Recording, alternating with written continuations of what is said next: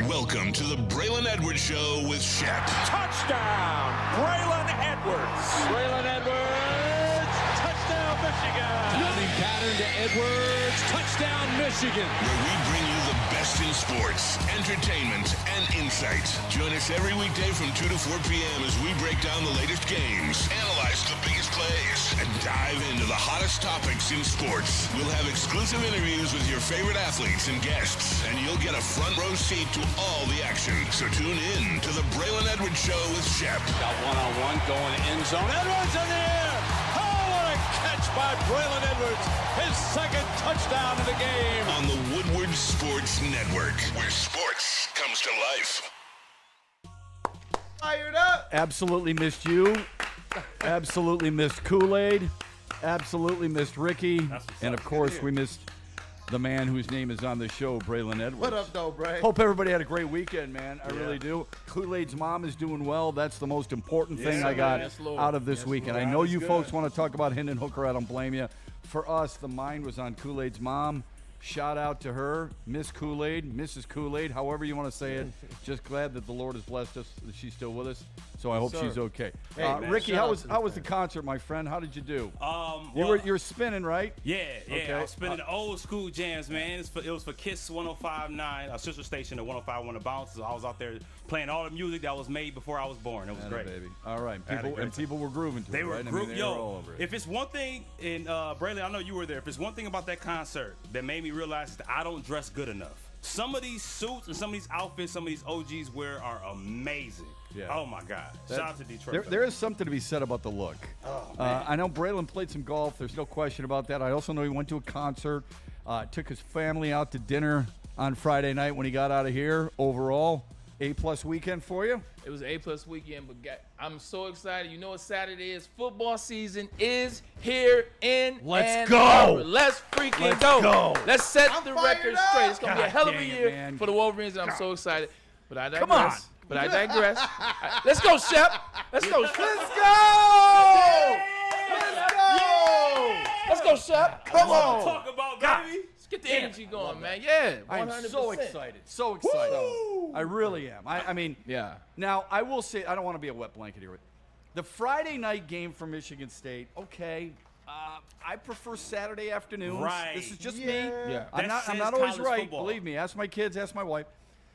Saturday night for Michigan against New Mexico, just not feeling that either. But I'm not going to get too pissy with it because all I care about is that our schools are back playing football again, and that's really, really fun. 100%. We're going to get into that. So I'll digress a little bit. I'm sorry I came with the injury, but, man, this time of year gets me going even more than the start of the NFL season because, college for me was where it began.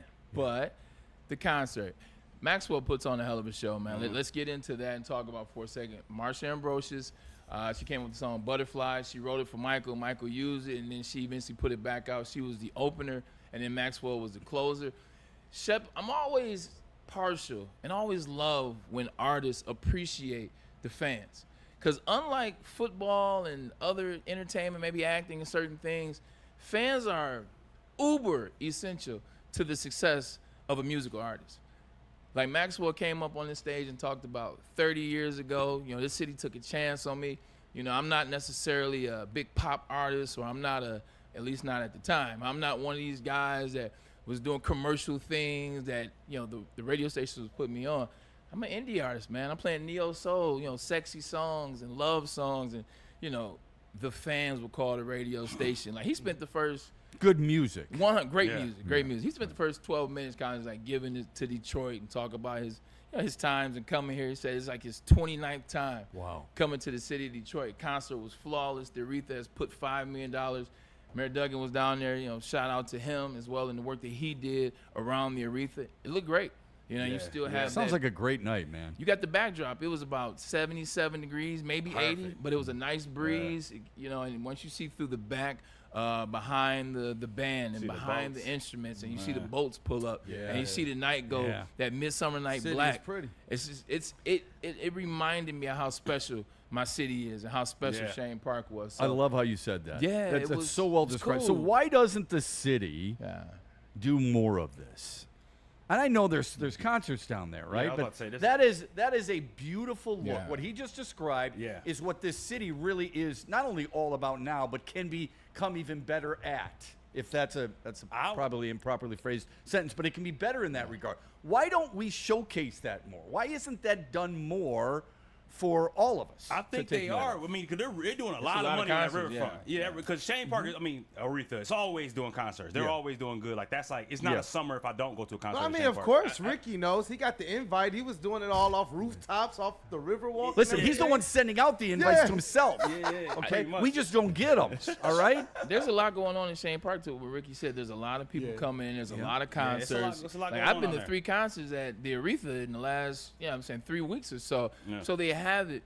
I just think that there's other venues that do it as well. So Shane Park / Aretha is fighting with Pine Knob / DTE, is fighting with the Motor City or the Michigan Lottery, which is was it Michigan Lottery? And those are Amphitheater, all Houston. Live Nation. I think Aretha's the only one that's not Live Nation. So they're Exactly. literally fighting against the conglomerate. So the conglomerate, they got the bread. Yeah. Pine Knob and Michigan Lotto, they got the money. Yeah. You know what I'm saying? And that's why Mayor Duggan, I think that's why it was so big to hear that. Mary Sheffield, soon to be Mayor of Detroit, she was there on his behalf. But that's out why to it's her. so important to talk. You said what? So shout out to Mary Sheffield.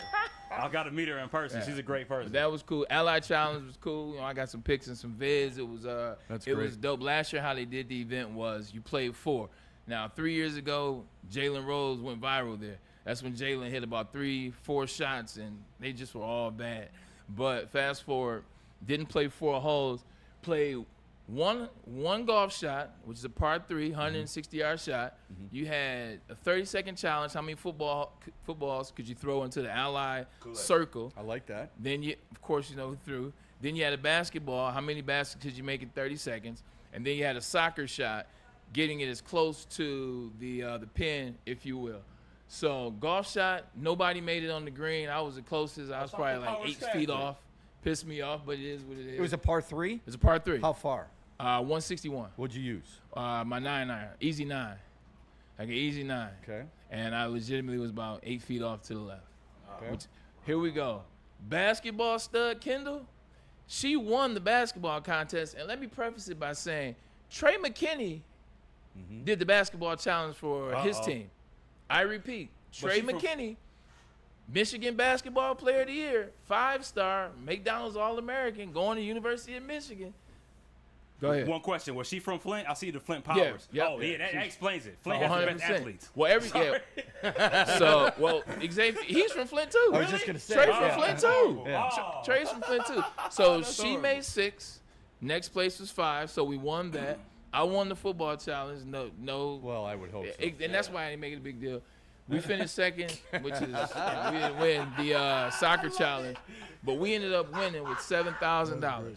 So we raised $7,000 That's awesome. for Powers Cafe. What about what about the? So you threw the football I through did. through the big circle, right? Yep, I got the video. We'll play the video next segment. Yeah, I got the video. I'd like to see that. I'd like to. I'll send it to you. It was interesting how they did it. It wasn't like throwing it through the net, standing up. It was more so a bullseye sitting down on an angle, and then there was a hole in the middle of the bullseye. So it's kind of like throwing down. It's a weird motion, but the golf shot's on here. I did have the golf shot for you. What were you more proud of, the football throw, the golf shot, or the fact that your team won the basketball? It's all about W's around here. Okay, so it's all about I the care less basketball. about all that other stuff. All If you win an individual and you lose the overall, did you win? Well, that's a good point. Yeah. So now, like, we won. That was cool. We had a good time. The energy was great. Good. It was a lot of fun, and it was a great weekend. And oh, by the way, I told you he was gonna come through. I told you Tommy Fleetwood Your boy was gonna Fleetwood. get that I'm win. really happy for him. Yeah. I am too. And it's not just because it was his 164th PGA event to get it done, but because I think oftentimes you can find out more about a person during the adverse times than their best times. Yeah. How many times have you told us you learned an awful lot from failure? Yeah, okay? a lot. Your dad, I remember having a deep conversation when I worked with your dad a long time ago in television. He said the same thing. Learn more from failure than you do from success. Tommy Fleetwood has had plenty of failures, like we all have. A lot of people said he choked, a word that I don't like. Yeah. A lot of people said he couldn't capture the big moment. My response was he won a silver medal. He's been on Ryder Cup championship teams. He's been on President Cup championship teams. He's won 6 on the DP Tour. Don't tell me that he caves under this stuff, but it's how he handled those moments. And on top of that, his interaction with the fans, like he hits a crappy shot, he bogeys, he's still slapping fire. He's not throwing clubs. He's not pulling a Ricky where he says, "Leave me alone today. I got to focus." I slam. I'm a club slammer. What does he do? I slam. He stays right after it and handles the grind. And that's what we were talking about last week, man. I'm a big fan, made a big fan over the years, and watching him deal with these situations and deal with these spaces with class. He's class personified. Real quick before I talk about his win, but at the end of the day, when you want to get to that next tier, though, Shep, when you want to become in a different mention, when you want to get mentioned around different people, you got to start winning. And I think that's what Tom Fleetwood had to do. That's what he did. Now you can start to mention his name, I think, a little differently. But, shoot. I think I don't by the way, I don't I don't disagree with that. There are separate tiers without question. You finish you're in the top 5 30 times in your career without winning, which is the most in the last 100 years of the PGA. You're not a choke artist. You just can't finish. It's tough to finish it and close the door, and you got people coming up from behind you. I get all that. I just think it's very noble how he handled it, and what he said afterwards really stuck with me. And it did make me think a little bit about your father, to be honest with you. Yeah. My dad always told me, be nice to people, treat them the way you want to be treated. And he said his dad told him to be a good person, then a good golfer. Yeah. And I know that sounds cheesy. I get all that. But I think it's an awesome life lesson. It's awesome. And the last thing is I am a huge fan of when people let their emotion go. I'm a huge fan when people are authentic in that moment. We know how Tommy has felt in this last month, this last 2 months, this last year, this last golf season. Go back 10 years. You can feel it. You can feel him pressing. You can feel him anxious. You can feel the disappointment when he doesn't win. When he won, it's the same thing as Tiger when Tiger won the Masters in 19. I said, please don't go up here and do something just chill. Please don't go out here and win Tiger and just say, throw the fist up or tip the cat to the crowd. Tiger, it took you forever to get back to this moment.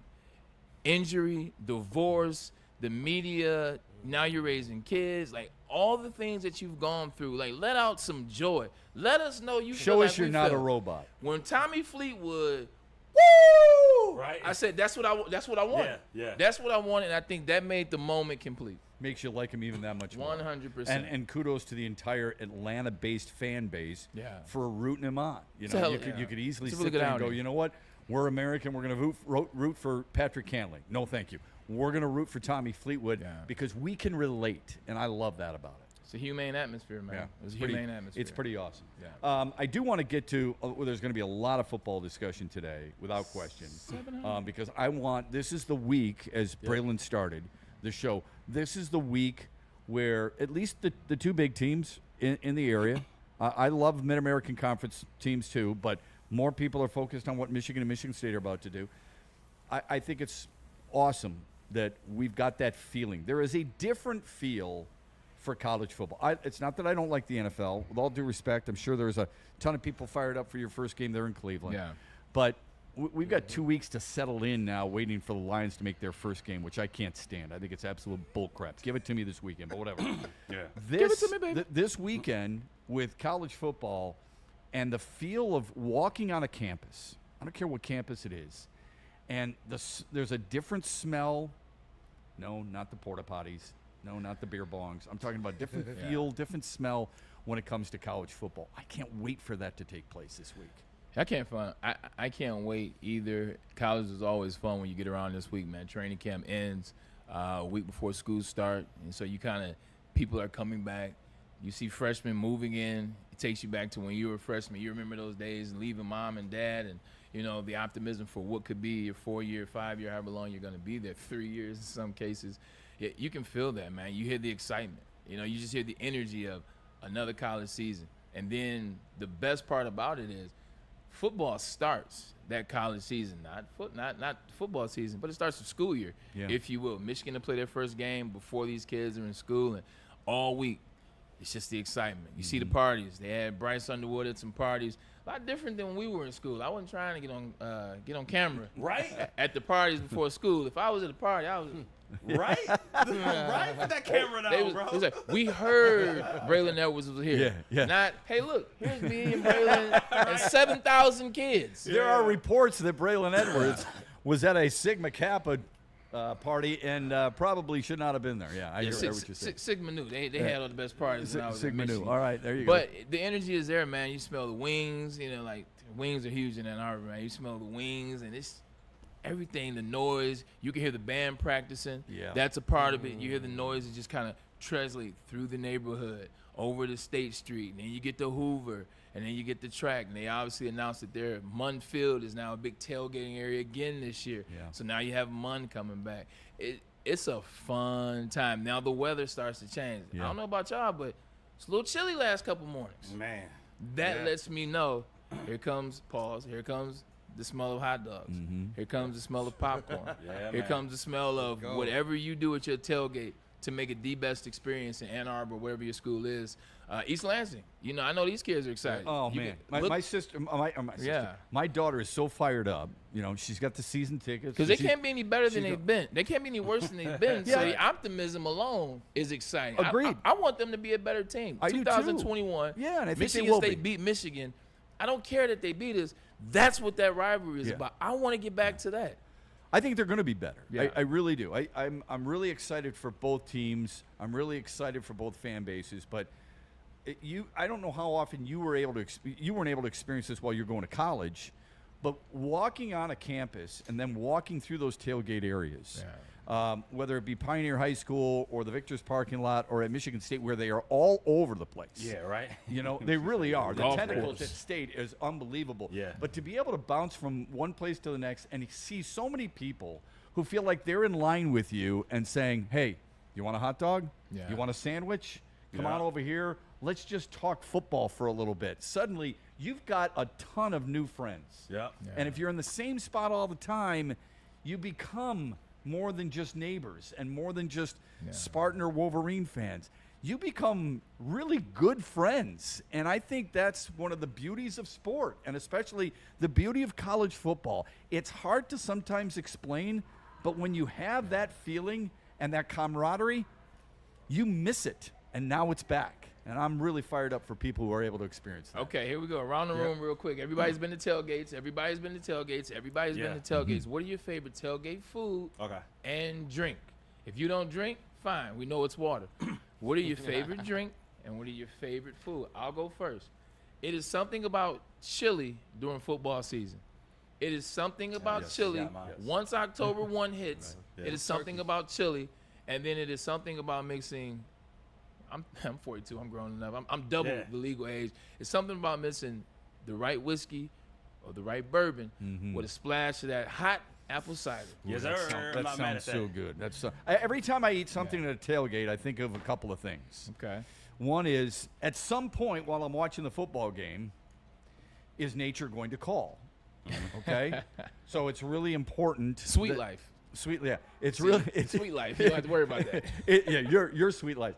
So it's really important I eat something that agrees with me for an extended period. So I'll have the cup of chili, but if I go back for seconds, it could be a problem. Very smart. Okay? Very smart. So anytime there's brisket, I've got a friend who does a really good brisket, okay? You talking. If I get brisket, I'm a pretty happy camper. I am a known beer guy, so as long as I've got my favorite beers and I've got a brisket or some chili, I am a pig in slop. I'm happy.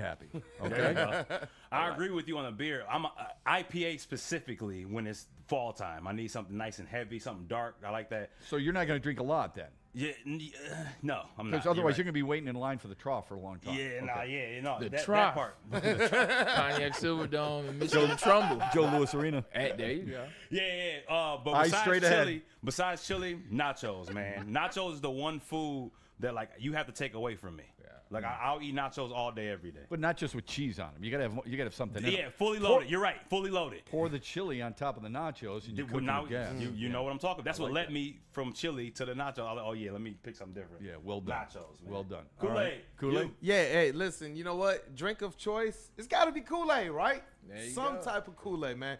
And chat family, tell me what your favorite Kool-Aid is in the chat. Which one should I drink for the first Lions game? But game day food, I'm a sucker for chicken tenders and honey mustard, as well as I gotta have my Bugsy's At wings. a tailgate, Chicken tenders? chicken tenders at a tailgate. I'm a chicken tenders guy. I gotta have the chicken. But tenders. you're not grilling those, right? I gotta have them, man. You are the kid that starts eating chicken tenders at 1, 2, 3 years old, and you've been ordering chicken tenders ever since. Right. Actually, yes. I knew that it. is literally Go it. to That go is to it. J. Alexander's chicken tenders, Applebee's chicken tenders, Chili's chicken tenders, can't do Fridays chicken tenders. Ain't name a restaurant. I will chicken tell you tenders. this: my favorite tailgate food, though, when we were hosting at the down at Eastern Market for a Bullseye event, it was again steak bites, man. I forget the people who were doing it, but they had steak bites.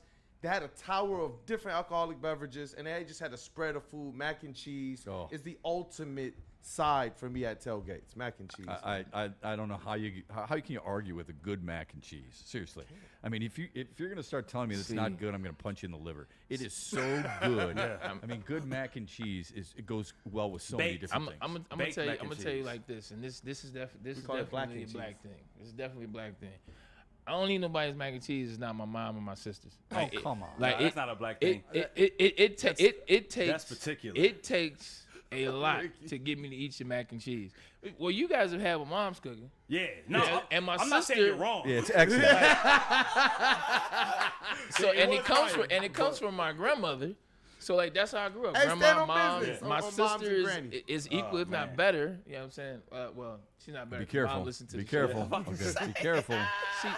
She's cooking a lot more these days. You know what I'm saying? But, so I'm not eating a lot of people's mac and cheese because it doesn't look the same.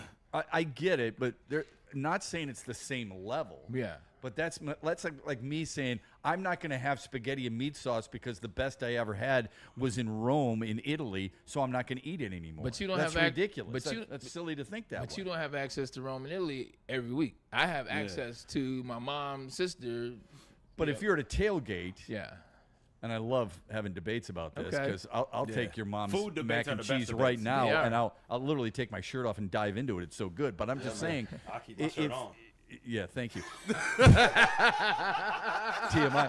Thank you. All I'm saying is, if you want the mac and cheese, I mean, all it does is make you appreciate your mom and your sisters even more. But it Okay. still can be pretty good. Fair. Yeah. I do eat other mac and cheese if I'm in places, restaurants, so I'll nibble at some spaghetti. But I will tell you this. My parents, as well as my sister, have raised the bar too freaking high. Mm-hmm. So when I'm nibbling, I'm already ready to not like it. Like I'm already ready to say, nah, this is okay, and then not to eat the rest of my plate. You know, when we went to your house, Kool-Aid didn't have any. So what I would strongly suggest, he didn't. So what I would, if your mom you could a make a plate. trough full of it and just bring it in, and that way Kool-Aid can taste it, and we can all judge. You know, not that Okay. we haven't no. Ricky and I had some, Yeah. but I feel bad man, for I had too Kool-Aid much. because he hasn't. So if you could bring a big bowl of it She's tomorrow, listening. that'd So be you great. can talk directly to her. Yeah, Hey, right. mom, looks Hey, like those chicken looks wings like your too. I would love services are those. being More of those. required. Yeah. So Yeah, I didn't have any chicken wings, so if I didn't have any chicken, I got some in what's my wrong eye. with your eye? You got I'm something in your eye? catching- I didn't have any catching chicken on. wings, so Okay. that wouldn't be a bad thing to have either. You know what? I don't think I had any of the spaghetti. That was kind of spicy but kind of sweet. I didn't have any of it. That's right. We missed out on that. So That's right. so how about this? How about I set up mom to cook something and bring to you guys Thursday? She can cook Wednesday, and I can bring it in Thursday. How about a different day that ends in Y, like Tuesday? I see what No, I'm you just As kidding. in I'm just tomorrow? kidding. I'd take anything. Shep is I'd a take smart any man. food from your mom or your sister on any day. Side note, I make don't sure. like night games when they're unnecessary. And when you're talking about Michigan and New Mexico, that's unnecessary. Last year, Fresno State, Michigan, that's unnecessary. Yeah, right. Like, I think it Friday takes night away is from- different Why? because it's Friday. I know, but we all played high school We're football. on TV. I can't watch. I know, but Friday usually, for me, Yeah. I feel high school Friday nights. That's just me. That doesn't mean I'm right. Yeah. I feel high school Friday nights. I like college football. I know, curmudgeon. Thanks, Clint Eastwood. I like college football Gran on Torino. Saturday afternoon. I like the build up Ohio State, Texas. of your fan base Right. waking up. There's all kinds of toga parties from the night before, and these kids are back in their front yard playing flip cup, playing ping pong, whatever, while people are walking by, and then you're having a packed parking lot full of it, with people who are there to support. You go, you enjoy the game, and then you got the night to enjoy. I know TV drives everything, but that's my feel. Friday night to me is high school, and Saturday night, I think it takes away from the experience. Friday night, obviously Texas and Ohio State play this. They play this Saturday. They're the night game. That's got to. No, that's a 12 o'clock game. That's a big noon kickoff. Shout out. We will have Brady Quinn on this week, so shout out to him. He's on big noon kickoff. Can't wait to get his thoughts on this upcoming football season. Yeah. But who wants to watch? Outside of you, who wants to watch Ohio State and Texas play at 12 o'clock? Like, by 12 o'clock, I'm trying to figure out my day. Am I getting up? Have I gone to the gym? I got to dial in at 12 o'clock. I got to be ready to sit in front of my couch at 12 o'clock and watch the number 1 seed in the country play the number 3 seed in the country. These are two of the winningest programs ever. Like, you got to build that story up. And I'm not talking about today through Friday, 11:59 and some change. Build that story up overnight. Like, at least make it a 3:30, 4 o'clock game. Okay, I could buy that. I don't need a night kickoff for that. Yeah. The buildup has taken place ever since the schedule came out. And if you know the schedule has been come out, and it's come out for a long time, you can plan your day that way. You're an early riser. You get up and go to work out. So I don't think you're going to be on the treadmill at 12:30 watching the game while somebody else is listening to rock and roll on their headphones. I'm just saying that's a possibility where you could just plan your day, and then you're ready to go, and you've got friends over, and then you still have your night to enjoy whatever it is. It's just a little thing that I have a problem with, but I'm not going to complain too much about it because I think it's awesome that college football's back. Fair. I think this is where I lie on it. If you're going to be playing in Mexico State, make it a 12 o'clock, 1 o'clock game. Right. If you want to play the 4 o'clock, 3:30 primetime game, I'm fine with that. That's fine. 4 o'clock is good. 3:45 is still a good time. I understand it gets late. Now you're like, I've been watching football all day. I'm exhausted. I want to do something else on a Saturday. Has it gotten away from college football fans a little bit because there are so many games on, number one, and number two, it is strung out so frequently throughout the week. I know there's no action during the week just yet, but we are getting inundated with a lot more football games, which I enjoy, don't get me wrong, but it just seems like there's so many more now on national TV that people can get their fix from. Everybody has access. I think, inclusion was a big thing, trying to get everybody involved and getting a chance to play on TV, play on the streaming service, be able to see those games. That's what they wanted to get to. Where I got frustrated with is not knowing where games were. Like, I'll never forget, this was 2 years ago? 2 years ago. My boy hit me up and said, hey, man, let's go watch the Michigan game at a gentleman's establishment. Okay? This is a gentleman's establishment Saturday, and we're not thinking anything of it. Saturday, cool, we'll do that. They'll have the game on. We can enjoy ourselves, watch a little game, get out of here, get back to the family. Game's on Peacock. Yeah. They didn't have the game. They didn't have access to Peacock. Right. They weren't buying Peacock. You have to have it on each particular TV that you have. They're not going to do it, so there was no Peacock. Couldn't watch the Michigan game. I had to watch it on my phone, which means I couldn't watch the real action that was going on at this establishment. Mm-hmm. So that part, I think, is annoying to fans. What is it? Is it going to be on CBS? Is it ABC? Is it ESPN? Is it Peacock? Is it Paramount? Is it Netflix? Is it all these? Is it local? Yeah. Mm-hmm. Is it local? I think that's what frustrates the viewership. And then also, how much money do you have to spend to watch all this? It's so much action. It is so much. Like, it's oversaturated in that sense. Yeah. Every game is on. Like, especially because there's a lot of people in the parking lot who are tailgating, and sometimes they don't have tickets. Not everybody in their party has tickets. Some people just sit outside and watch it. Yeah, newsflash, most people that go to college campuses don't have tickets. Yeah, right. That's exactly right. Yeah. Quick timeout. When we come back, really excited to get Braylon's thoughts on Michigan State and the fact that Bryce Underwood is the starting quarterback for the University of Michigan, but also on the Lions 53-man roster. Not that we're going to break down every single position. We could do that tomorrow. But overall, who stood out the most? We'll get his thoughts on that after we get this word from this standout, Ben Johnson. Ben Johnson, attorney at law. He is the fighter. So we want him to fight for you, man. Ben Johnson's tough, tenacious, and he is a trial lawyer. Everyone that works for Ben Johnson Law is a trial attorney. That means they're ready for all the smoke. They want the smoke just as it means different things to different people. But at the end of the day, for Ben Johnson, it's just another opportunity to get you the settlement you need, to get you the verdict you need. They will do it all. Ben Johnson Law. VinFights.com. That's how you got the information on Ben Johnson, the fighter. It's the people we use, man, so you should too. And if you're looking to upgrade your relaxation game, make sure you check out Massage Chair House in Bloomfield Hills. They are the largest massage chair showroom in the Midwest. With the top brands of massage chairs like Infinity and Osaki, they are located near the corner of Woodward and Long Lake Road, so make sure you experience luxury comfort with Dr. Eric Duncan. He's the wellness doc, creator of the top YouTube massage chair review channel. So book your visit right now, massagechairhouse.com, or just scan that QR code, man. Massage Chair House, your ticket to the ultimate recovery and relaxation. Every Sunday, there's only one place to get all your kneecapping, hard-hitting Detroit Lions coverage. Start your Sunday with the Lions Weekly Report with Broder and Terry Foster. Then, the Lions pregame show with Neil Rule and Sean Belizean. At kickoff, keep it locked in for all the emotions of the game with a live watch party with the heavyweights. Then, recap the game with the Lions postgame show with Anson. Game days, there's no other place to be than Woodward Sports. Live all game day. Go Lions. Why do we fight? We fight to protect the innocent, to hold the powerful accountable, to bring the oppressors to justice. Why do we fight?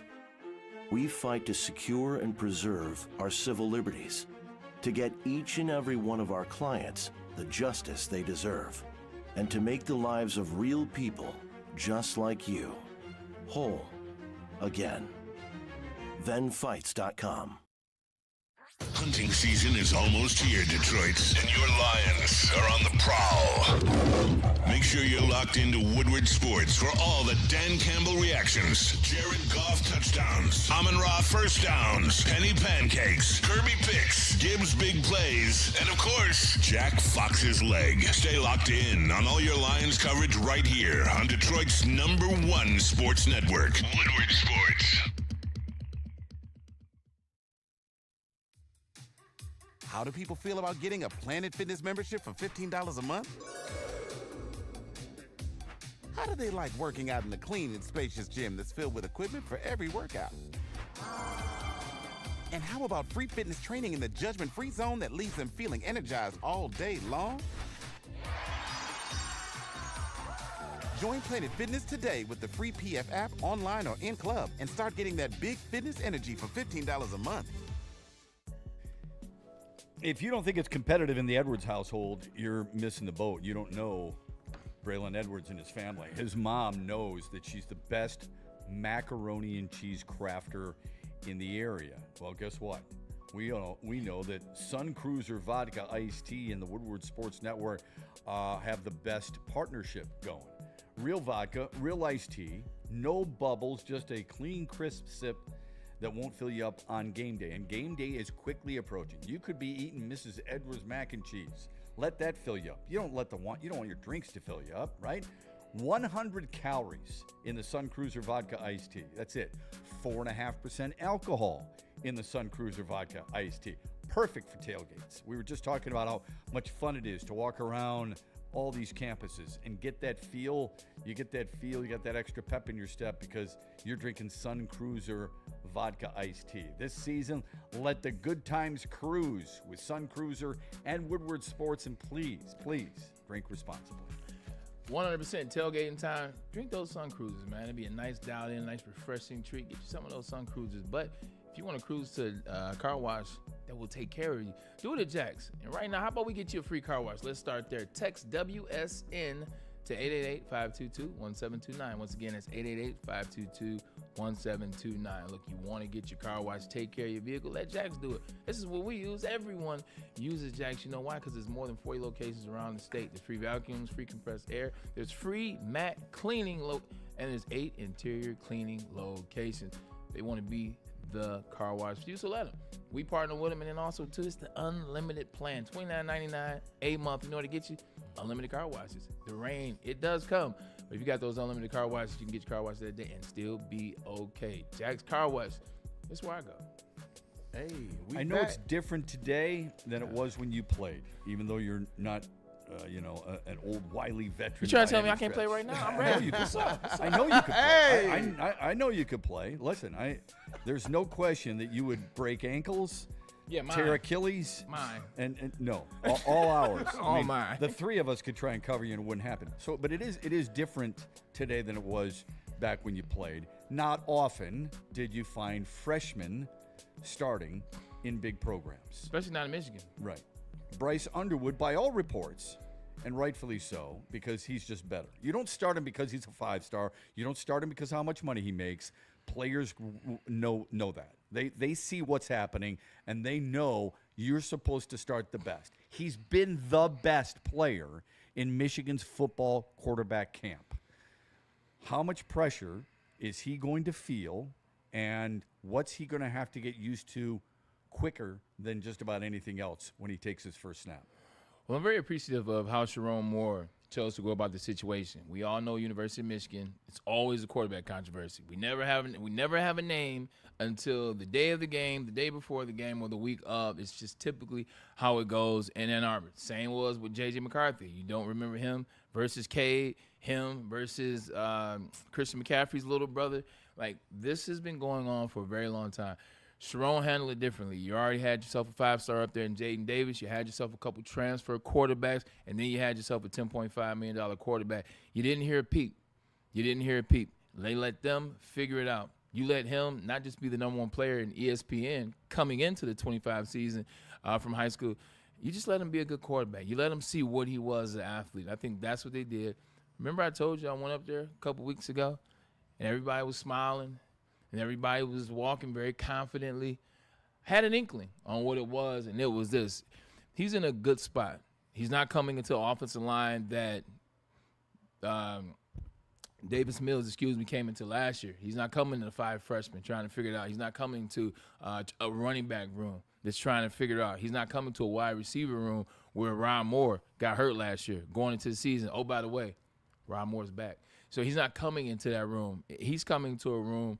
You got some more veteran experience on the offensive line. You have a coach in Sharon Moore that's now in year 2. There were some moments Sharon Moore had to go to in terms of being a rookie head coach at this level. Remember the first 8 games of the season and how it looked. Remember some of the moments in terms of Washington and things of that nature. But he did have some experience in coaching the year before during True. the national championship run. It's different. That helped him a little bit, don't you think? It helped him, but it's different when everything's on your shoulders. It's much different. Yeah, I've done a show before. This one has my name on it. It comes with different weight, and I think he was able to kind of get through that season and see what it felt like. Now this season, I think there's more weapons on the offensive side of the ball for Bryce Underwood. I think the running back position, especially Justice Hill as well as Marshall, these are going to be some big moves for him to be able to hand the ball off and get a sense of comfortable offense. I think he and Coach Lindsey have gotten a rapport. I don't think they're trying to put everything on him. I think on the outside, it's everyone. It's the fans. It's the haters. It's, the analysts. It's us. Well, this has to happen, or this has to happen, or this is what's going on. If he doesn't do that, that's not what it is up there. I think up there they have him in a much better rhythm. I think they got him, hey, look, we got this for you. We got that for you. We got this offensive coordinator for you. So let's work it. I think he has a favorable schedule. In fact, I know it's a favorable schedule, and he'll be good this year. They've also said you don't have to be Superman. You don't. I think it's a little different for both the quarterbacks you see behind us. The guy on top doesn't have to be Superman. The guy on the bottom, Aiden Childs, has got to be special for them to move forward. Is that out of line, do you think? No, it's not out of line. I think there's a lot that helps the guy up top. I think there's a defense. Wink Martindale and what his the defensive coordinator in Michigan, Wink Martindale, the system that he started getting comfortable with at the end of the year. Now you add kids from Arkansas. You add some more defensive rushes. I'm excited to see what that guy Benny is going to do for Michigan this year. There's a lot of players that Michigan have to help him out. And they also, last time I checked, they just won a national championship 2 years ago. So there's still a lot of that around that program. Aiden Childs has the unfortunate pleasure of leading a team that has been struggling since 2021. And realistically, they were struggling that year. They just had a guy by the name of K9 that was freaking insane. That was electric. Yeah. A lot is going to be on this guy because we don't know what Coach Jonathan Smith is. We don't know if he's a guy just, filling in for the next guy, or if he's going to be the coach that's there for. Even though he was successful at his previous stop. It means nothing. Like, it means nothing. This is different. Oregon State, too. No, could you expand on that, Braylon? You said what? Can you expand on that? Well, I mean, he had some success in Washington State. Excuse me.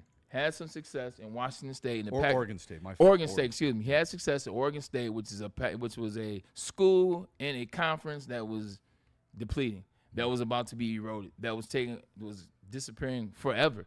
A lot of those schools are now in other conferences. I think. Yeah, there's only 2 left. 100% Washington and Oregon State. But I think Michigan State is part of the Big Ten, which right now is the best college conference in football.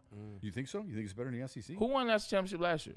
No, I get Who it. won that championship the year before that? Yeah. That's Big Ten.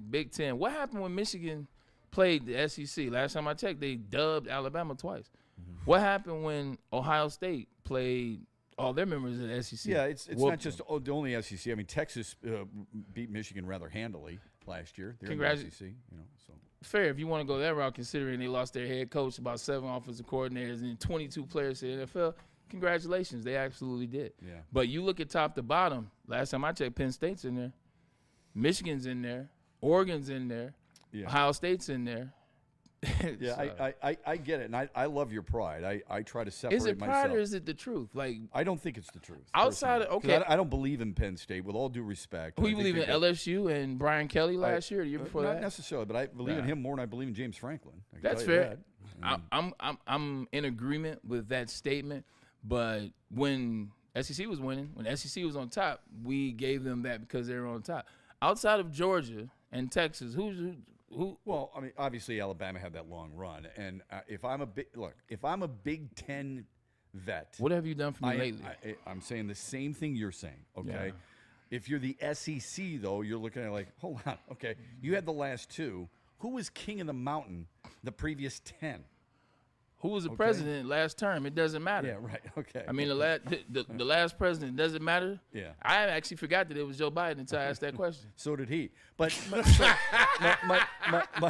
my point is, we're looking at longevity, and we're looking at, for the most part, we're looking at what in the world is the best. And if you want to pick out the best team, then you've got that argument over the last 2 years. If you're looking at the best depth, then I think the SEC still reigns supreme. That's fair, but Oregon Oregon and Phil Knight just donated $2 billion to a program that's already been the top of the NCAA. Now they can't win, but they're floating around 2-3 every single year, no matter who the coach is. Yeah. Dan Lanning's there now, so I think Oregon gets stroked. I think Texas. My dad is Texas. Anyway, Oregon. You look what Ohio State is. You look what Ohio State is right now. They're the national championship. You look what Michigan is going to do. Penn State, you add to that where they were. Look at where all of them fell last year in the rankings. Yeah. And in the final rankings as well. So I kind of look at it from that point of view. Okay. Right. Fair enough. Let us know in the chat. And we've got plenty of people in the chat and in the super chat that Kool-Aid could keep us up to date with. Oh, yeah, definitely. See, look, you guys already know when you start talking food, our chat gets into it. And Dante151, Mr. Super Chat himself, he sends in $4.99 Super Chat. He says, the only mac and cheese I have ever heard of was a lobster mac and cheese from one of the Detroit restaurants when I went to my very first Detroit Lions game. And the rest of the chat, they started putting in all of their macaroni and cheese, the way they like it, jalapeno, cheddar, and all this type of stuff, and their Kool-Aid flavors. But wanted to make sure we pay some attention to Dante151 first. What's the Kool-Aid flavor, just out of curiosity? Oh, I'm seeing cherry Kool-Aid. I'm seeing lemon Kool-Aid. Shout out Jack Harrington. I never knew that. A Green 713 says the cherry Kool-Aid is it. Yeah. Middle-aged sneaker chick. She says grape lemon Kool-Aid is top tier.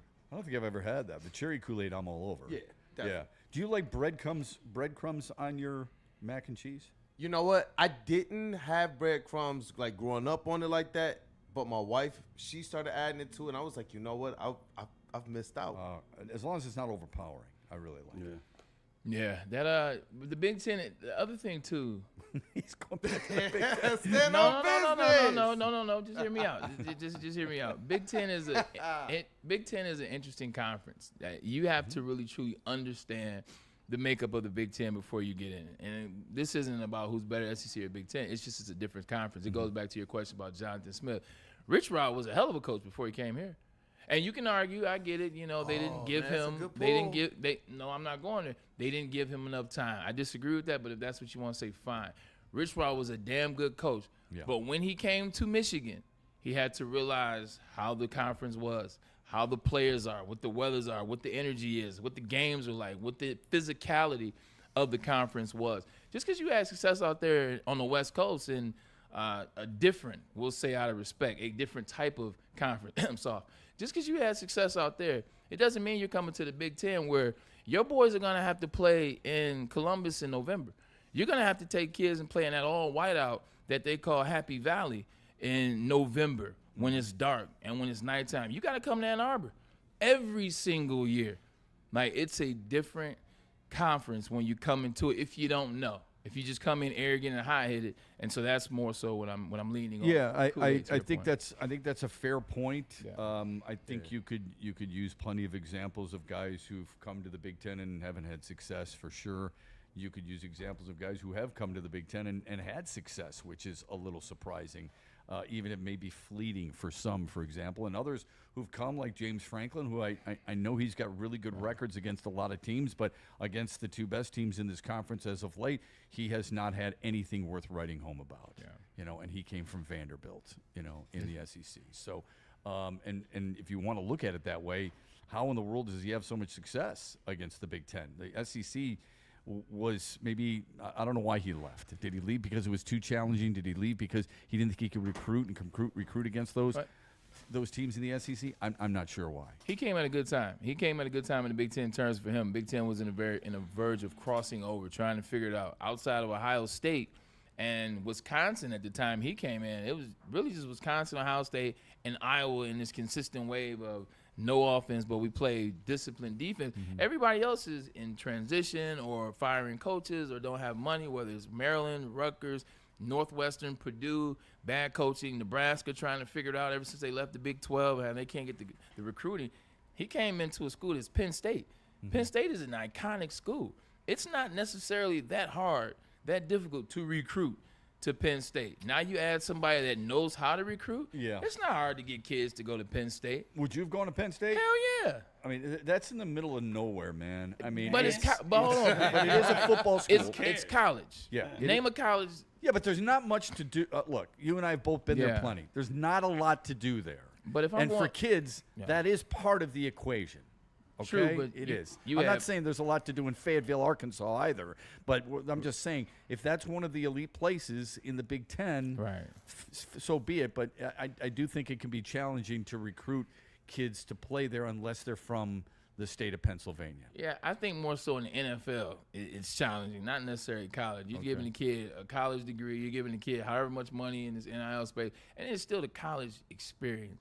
And the college experience, Penn State, they're known for doing it. That whiteout is as talked about as anything. It's jump around. It's awesome. At Wisconsin or Death Valley or Autzen Stadium. So I think you mix in that with history, how many Heisman Trophy winners, some national championships, a storied coach, whether you want to talk about the other stuff or not, a storied coach. It's not hard to get kids to go to Penn State. I agree. There's the atmosphere is special. I'm talking about from the entire experience. If you're a student athlete and what there may be to do there, it's not like the places that we're more familiar with.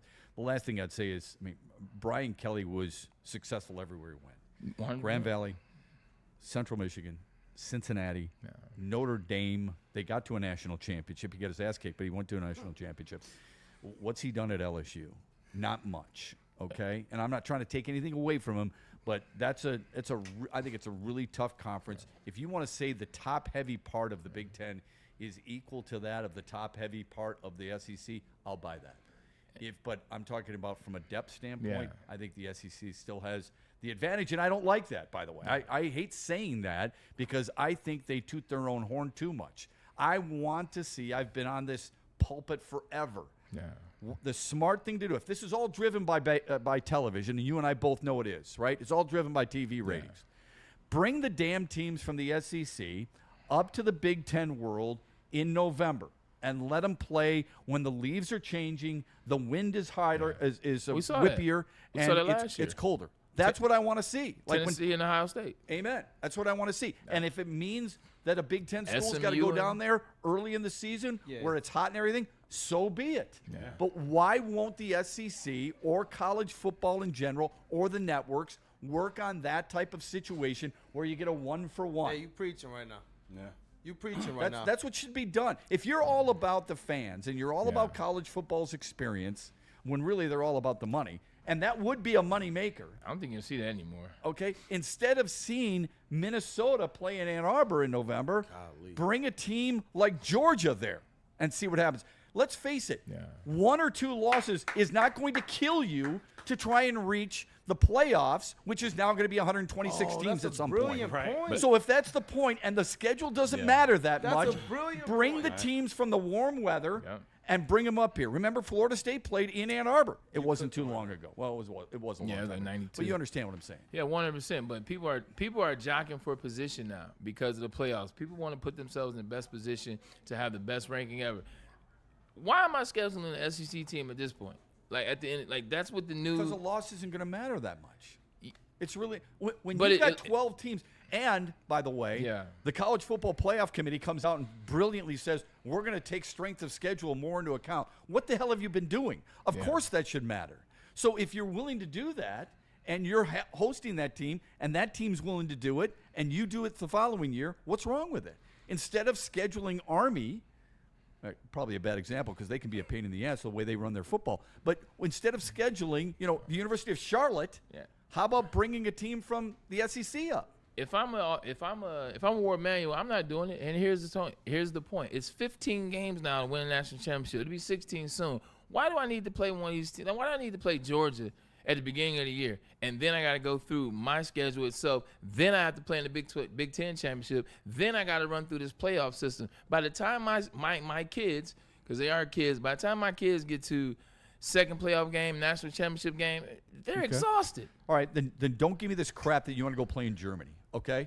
That I'm going to play Western Michigan in Germany the first week of the season, where I'm going to take my guys all the way over, fly for 12 hours. I agree. Okay? I agree. And I'm missing out on a home game for 55,000 people in Germany. It's because what you're supposed to do, at least this is what I was told, what's best for college football, and by the way, you and I both know, and if I'm an athletic director and a head coach, I'm not keen on the idea either, so I understand your point of view. My problem is that TV generates all of this. Yeah. You and I know that. Anybody who doesn't hasn't paid attention long enough. TV generates all of this. That's where TV should be going because it's about the fans, and the fans want to see this stuff. It's about money for the NCAA, and the reason why they're doing this, expanding. We know that, but even deeper, it's about money in the sense that you got to find some money to pay these kids. You got to find some money to keep up. You got boosters from Kansas. You got their alumnus donating $300 million, resetting the value. They're trying to take this game overseas, and the school's going. They're trying to garner some national appeal. Maybe they team up with some brands over there. Now you got some brand I don't know about from Hamburg, Germany, or Berlin, Germany. Now they want to put money into Western's program, or they want to put some money into what the other team is playing. Yeah, let's go to Frankfurt, for crying out loud, and play in front of 55,000 people instead of having Western Michigan make about $800,000 to $1 million busing to Ann Arbor and playing in front of 100,000. With all due respect to the people in Germany, I've been there. I've called games over there for NFL Europe. If I'm a Western Michigan player, do I want to play in the big house against U of M, growing up watching that on a regular basis, or go to Frankfurt and have schnitzel for dinner the night before I play Michigan? I will say this too, though. It also gives us a chance to go over there and embarrass ourselves, like Kansas State's quarterback's father and brother. Like, did you see that? Yeah, I did. What is wrong with something? Like, how is your brother and your father outside the stadium fighting? Peel back on the pints, man. Thank you. Seriously, how many? I couldn't imagine. He's drinking way too much Guinness or something. Ricky got to see this in the club. Like, don't get me wrong. Like, you guys can get into a disagreement, but you gentlemen out of the country. Come on, Dad and Pops. Somebody brings up a really good point. They say, I guess I don't understand what I'm missing out. Michigan played Texas last year. Michigan played Oklahoma this year. Played Texas next year. Ohio's playing I said in November is what I said. I get it. You're right about that. I'm not disagreeing with you. What you're missing is I said November, when the leaves turn colors, when the wind is whippier, when there's a chance for snow, when there's Midwest football weather. What you're missing is I said November. See the difference? Not now. The difference is when you play in the NFL, I guess they get paid in college now, but it's still a different mindset. When you play in the NFL and you get paid, you know what's coming when you play, let's say last year for the Los Angeles Rams. You know where they went in the playoffs. Yeah. They had to go to Philly. They had to go to Philly towards the end of January. You know that weather is bad, but as a 28-year-old man in the NFL, getting paid, you understand, you're prepared. I know that this is going to come with this. I know when I feel this, I got to push through. Like, you still 19, 20, 21 years old. Them jokers can't push through like grown men. And I think that's what they're trying to protect them from, which is some BS. Because we deal with it. Yeah, well, that tells you something about that conference thing. If that's the mindset, that is the mindset, then that's part of the problem right there. They want the advantage. They want to keep the leverage, keep the advantage. The only teams I remember coming up here is LSU. LSU has come up here twice in like the last 10 years because I believe they smacked Wisconsin at Lambeau Field when they had Leonard Fournette. Yeah. And they did it maybe 3 years ago. I think they came up here and beat somebody else. Kudos to them. Yeah, agreed. I think these are, in college basketball, what do we have? We have these marquee matchups. Dusty May, baby. We do. We have these marquee matchups on a regular basis. At the beginning of every basketball season, what do you see? You see Michigan State, Kentucky, Duke, and North Carolina in the same tournament. People can't get enough of that stuff. One loss like that. Now, I know it's different, NCAA season basketball compared to football, but with the way football is going these days and the expansion of their playoff format, I don't think an early season loss like that is going to do a whole lot of damage to you, if at all. Basketball, only thing about basketball is, and you just said that, but you play anywhere, it's the same. It's the same. Yeah. Crowd a little louder if you go on the road. If you're playing UNC versus playing Duke, but it's on the court. It's the same weather. It's the same atmosphere. Yeah. So they don't mind. Football, those coaches absolutely know. There's a difference. If I'm Nick Saban, when he was in the run, I'm not necessarily trying to go to Columbus in November to go see Urban Meyer. Yeah. I don't want to go see Ezekiel Elliott when it's cold outside and I know they're going to give him the ball 50 times. Let me keep my advantage down here in Tuscaloosa. I get that. There's a protection there for them and their teams, but as I mentioned numerous times, I'm talking about one for one, and I'm also talking about a situation where things are drastically different now than they were when Nick Saban was coaching at the University of Alabama. Yeah. Les Stanford is a difference maker. Buick GMC, great offers for everybody, including the 2025 Hummer EV SUT lease special, $599 a month plus tax. And they've got the 2025 Hummer EV SUV lease special, $699 a month. How about the 2025 Sierra Double Cab Elevation, a truck that I used to have? And trust me, my wife took advantage of it. How many times did we go to the garden store to get trees and shrubs and stuff? It's a perfect vehicle for all of that to keep you happy at home. $169 a month. Go to Les Stanford today. Check out their massive inventory with all the colors you want, the interior that you need. And Les Stanford, Buick, and GMC have some of the best people to help you get there and feel comfortable. For all these specials, go to their website, lesstanford.com. Let me tell you about the injury insider. That is Dr. Jeff Pierce. He is the guy who can diagnose anything and has been doing it for decades. Look, Michigan Sports and Spine, Dr. Jeff Pierce, 248-426-9944. He can diagnose, like I told you, if you're a former athlete or, you never play sports, he can get you the diagnosis that you need. Your back been bothering you a little bit, your elbow been bothering you a little bit, you've been trying to figure it out, and, you're tough, so you don't want to go to the hospital. You don't want to go, but it's still there. What about that knee that keeps clicking? Yeah, you might want to get that checked out. You know who can check that out? Dr. Pierce, man. Sometimes it's just as simple as sleeping the wrong way. Over time, that spine tends to lock up. Well, he'll get your L4, your L5, your L6, whatever you need. Dr. Pierce can get you right. He's the guy we use. He's the guy we trust. Ask Darren McCarty when he was winning Stanley Cups. Who's the guy he was leaning on for some of that medical advice? I'll give you a hint. His name rhymes with Pierce, and that's where you need to be, Dr. Jeff Pierce. Why do we fight? We fight to protect the innocent, to hold the powerful accountable, to bring the oppressors to justice. Why do we fight?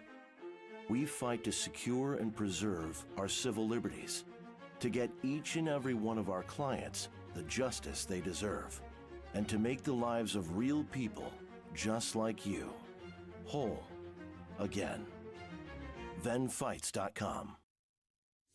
Big injuries, big news. Twice a week, Dr. Jeff Pierce from Michigan Sports and Spine joins Woodward Sports Network for the Injury Insider Report. Big D Energy Tuesdays at noon. Braylon Edwards and Shep Thursdays at 3:30. Get expert analysis and in-depth breakdowns on the latest sports injuries from the man trusted by top athletes in the community, like D-Mac. Whether it's the Lions, Pistons, Tigers, or Red Wings, Dr. Pierce talks us through it all. Don't miss the Injury Insider Report with Dr. Jeff Pierce, your go-to source for understanding the impact of injuries on the games and players we love. Only on Woodward Sports Network. Scan the QR code on the screen or go to MichiganSportsandSpine.com to see if Dr. Jeff Pierce can help you. Make sure you're locked in to Woodward Sports next from 2 to 4 p.m. with the Braylon Edwards Show with Shep. Get the pro insight from Michigan great Braylon Edwards and the deep analysis of Matt Shepard Monday through Friday right here on Woodward Sports.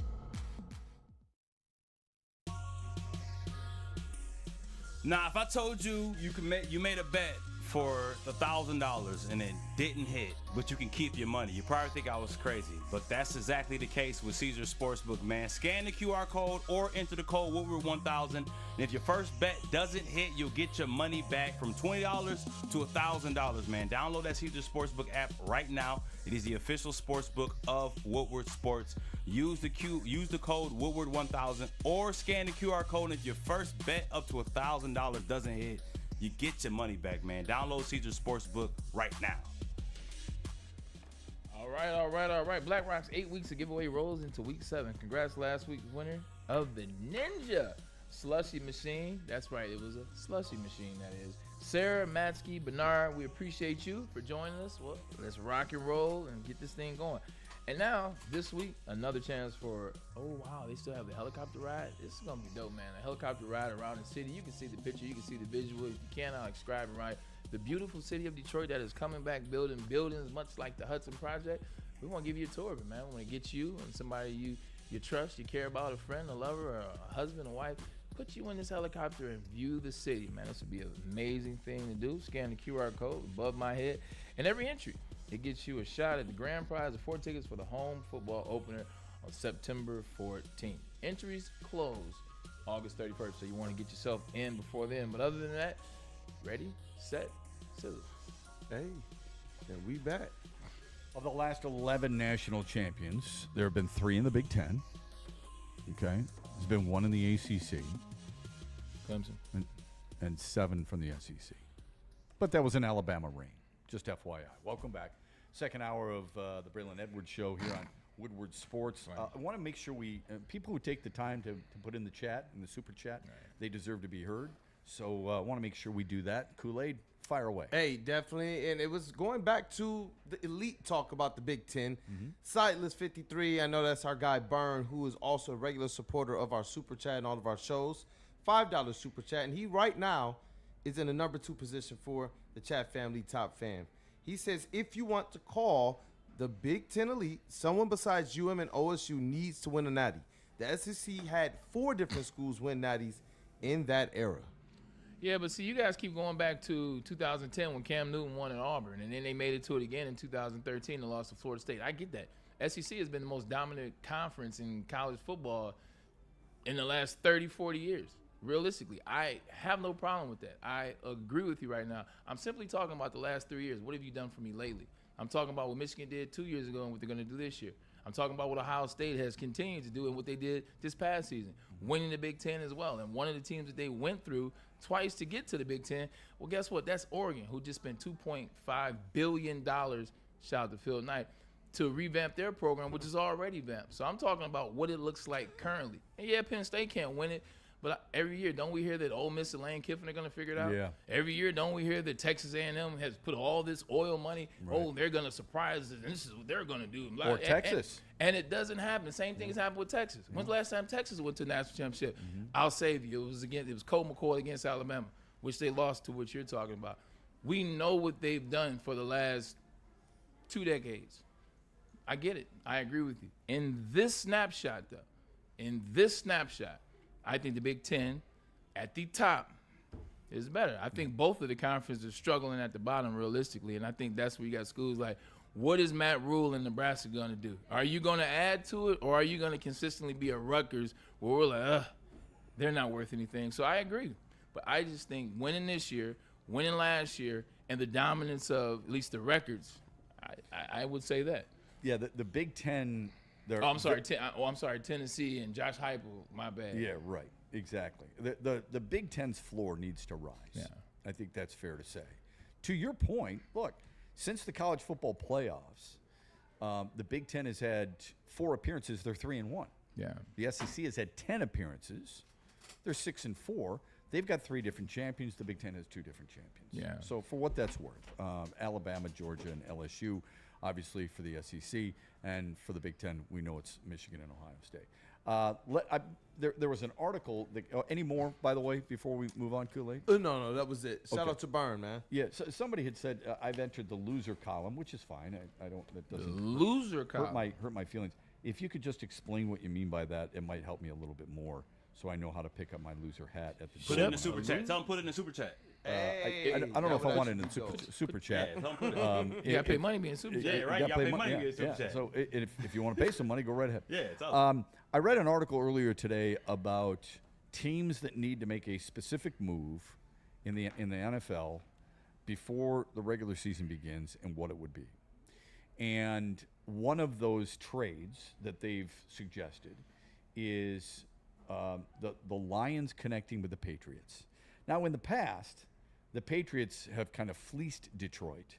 And this article brings up Kyle Van Noy, who I thought at the time was a really good pick by Detroit. It turned out to be a bad pick, but he thrived, literally did. He thrived in New England. Yeah, he did. Here's their suggestion. Their suggestion is work out a deal with the Patriots. Patriots get a 6th-round choice for next year, and in exchange, the Lions get Anthony Jennings and a 7th-round pick.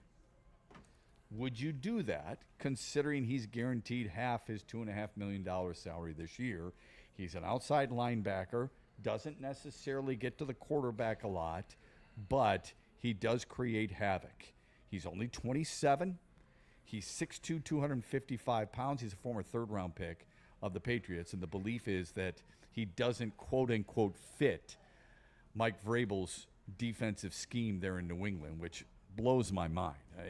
He doesn't fit my scheme. If he's a good flipping player, find a place for him. But the last 2 years, he started 30 of his 31 games played. He started all 16. He started 16 games, not all 16. He missed a game, but he started 16 games last year. He started 14 the year before. He's had 4 sacks over the last 2 years, which isn't a lot. But he's had 21 tackles for loss, and he's had 13 quarterback hits from his spot. Good run defender. Would you do that deal? Do you think they need a little bit more depth in that regard? This was definitely not on my radar, so letting you know that now, I would though. We've sat up here and talked about the linebacker position for the Detroit Lions as one of the ones of need. Like, I actually want them to draft a linebacker in 1st round next year. That's just me. That's just me. But yeah, you're talking about adding depth to a position of need, which is a linebacker position. What is Malcolm Rodriguez going to be completely? What is Alexander Zaloni's role going to be this year? We assume he's going to play like he did when he first got back last year. But what is Josh Pascal? He won't be back till mid-season. I'm sorry, who? Yeah, exactly. Who? Josh Pascal, right? Like Pascal and Martin, I'm kind of like, yeah. Like with Pascal and Martin, and another guy who we know, we won't mention him today. There's no reason to mention the one guy today. You mentioned him earlier. I'm at my wit's end with those guys. A linebacker position, it's a vital position because you feel like you've drafted the guys and you've bought the guys on your team to shore up your front. Mm-hmm. You think you got your front together with DJ Reader as well as Talik Williams that you drafted this year. In the back end, you know you're set. You only know you have Jack Campbell. You only know you trust in Jack Campbell at the linebacker position. So, yes. And you're talking about giving up a 6th rounder, excuse me. Yes, I will be in. You receive a 7th rounder back and you get Anthony. Yeah, I don't know. We're not convinced at Derek Barnes and his health, no. Marcus Davenport and his health. We just mentioned a couple other names, right? You mentioned Martin. It's been a disappointment so far for him. Anselworke to a certain extent, he's going to miss a second year in the last 3 years, has been a bit of a disappointment. We're talking about second-round picks here, okay? And I think they're important picks. We praise Brad Holmes because we trust him and because of many of the great picks and great moves that he's made, all right? Every general manager is going to have some faux pas. I mean, they're going to miss on some. I hate to tell you, some of the best franchises of all time have missed on certain draft picks. How do you recover from those draft picks is the key. If that's all it would take to get Anthony Jennings, who played at Alabama, by the way, sorry, SEC again, if that's all it would take, I would do that in a heartbeat, even if you only had him for this year. I know you have to weigh how he feels in the locker room, but he seems like a guy who would fit their system, doesn't he? 100%. First of all, let's take a step back. Patriots, you owe us. Let's start there. The Patriots owe the Detroit Lions for that little what you pulled a couple years ago. So I agree with you on that. They fleeced us, as they say. And they bamboozled us on Patricia. They and Bob Quinn. They hoodwinked us, ran astray, or let them up. Anyway, getting back to it, if that's what it's take, 100%. You know what that guy can be. Move on. Yeah, I like. Because it's that position. It's the linebacker position. It's one that I really feel like we got to dial into some players. It's the one where I feel like we don't have the future. You got Jack Campbell. Hell of a player. You got Jack, but you don't have a Mike. You don't have the Will. Or the Sam linebacker. So, yeah, why not? Yeah, the thing that's concerning a little bit to me is with some of those depth players. We mentioned Answerke with a second-round pick. Josh Pascal, who I thought was a really good pick out of Kentucky, and I've been proven wrong so far, a second-round choice. You mentioned Broderick Martin. He was a third-round pick. Hendon Hooker was a third-round pick. Those are four guys right there who are supposed to be, at some point, it's supposed to be your starters. Those guys are supposed to start for you, not saying that a guy like Hendon Hooker should be. 2 of the 3 supposed to start for you, and the one guy, Hendon Hooker, who, oh, by the way, what we don't talk about, Shep, in terms of how he's played in the preseason and how the progression has been, we've given him some excuses here and there. He's 28, Shep. Yeah, I know. He's 28 years old. Right. If you can't see it now, this isn't like a third-year guy that's 24. Yeah. This isn't a third-year guy that's even 25. I was 25 in my third year. This ain't that. Think about that. This is somebody that's 28. He's infringing on 30, and you just told me somebody else was old and was 28. Right. So what the hell is Hendon Hooker? Jahmyr Gibbs is 23, and he's going into year 3. Yeah. He's 23 years old, and 100%. he's already considered one of the best running backs in the National Football League. Yeah, nobody has him past 4. Agreed. No. Yeah. Yeah, I agree. If you want Henry, you want Barkley, Bijan Robinson. Yeah. Jahmyr Gibbs, you're right. He's we many of us would take him higher, not just because we're family, Lions family friends, but the bottom line, it's lost in that shuffle. You're right. Hendon Hooker being 27, 28 years old this season, that is a big deal. And to not take any snaps, and I truly believe this, he was done in last year when Teddy Bridgewater was brought into the playoff game. Even though it was, here, I'm going to hand it off. Jared Goff goes under that blue tent, and that coaching staff gets together, and they look at each other, and they go, I want the guy who was coaching high school football a month ago. Yeah. That's crazy. Sometimes you don't get over things like that. I know. Because the conversation always surrounds that, whether it's your friends, whether it's your family, whether it's strangers online, whether it's even the people within your own organization, the Lions. Man, why didn't we play Hendon? Why didn't Hendon get a shot at that? And that weighs heavily on your mental. And I feel like you're always trying to combat that, and then you start to press a little bit. And I think that's what we've seen. Sometimes you just got to get completely out of a situation. You need new air. I'm not comparing him to Jared Goff, but Jared Goff had to get new air. He needed out of Los Angeles, to be able to find himself again. And I think maybe that's what needs to happen with Hendon Hooker. Yeah, he needs that new air, new situation, find himself again. Because everybody now, when you think of Hendon Hooker, you're thinking of these 3 interceptions, 3 turnovers, and the fact that he didn't get to take those snaps when Jared Goff went in that tent. Mm-hmm. The one guy they did draft that looks like a winner, I mean, he looks like a stud. He looks like a tough SOB, is Isaac Tesla. I would argue he might have turned more heads than anybody else this preseason. who else would be in that conversation? He had 3 touchdowns, and in limited roles. I think he had 10 catches and 13 targets. That's a lot. That is efficient. That is a lot. And he had 3 touchdowns. Shep, I didn't have 3 touchdowns in preseason my whole career. I only had 2 preseason touchdowns. He's got 3 in the span of 3 games. So, look, well, who else? Who's impressed you? Start there. Who's impressed you outside of the obvious? Yeah, Jordan Meeks impressed me. Yeah. Okay. The best player in the world? The best player in the world, right? I thought he did some. I don't know how many wide receivers you're going to keep, man. Seriously, I mean, are you going to keep 7? Would you really keep 7 wide receivers? So you have Amon-Ra St. Brown, you have J-Mo, you have Khalif, you have Tesla, you have Tim Patrick. That's 5. Correct. And then maybe Meeks. One more. And or Levet, you took Meeks over maybe Levet. maybe Love It. Yeah, because that gives you But how many would you keep? I keep those 7. You would keep 7. Well, wow. We'll put it this way: you'll put 2 on practice squad, so they don't count against the rotation. Like Meeks and Levet, practice squad guys, that doesn't count against the roster. Or you? That's correct. But wouldn't they have to be exposed to waivers first? And then bring them back on the practice squad? How many do you protect on the practice squad? Meeks would probably be lost in that regard. Grant Stewart impressed me. I thought he was really good. Linebacker, yeah, 100%. I like that one. Yeah, we were just talking about linebackers and guys who have kind of helped you. And I'll say this too, and I know he threw 2 picks in his first preseason game, but afterwards he didn't throw any, and he threw 5 TDs. I thought Kyle Allen solidified not just the fact that he's the number 2, but it wouldn't take my breath away if he had to come in for Jared Goff for a quarter or 2. Yeah, we were talking about this last week, and I let me slow down. We were talking about this last week, and I said that I did like Allen and show what he did. He was fine as the backup, and we'd be good. We also said we would venture to go out and get somebody else to be. I stand back on that now.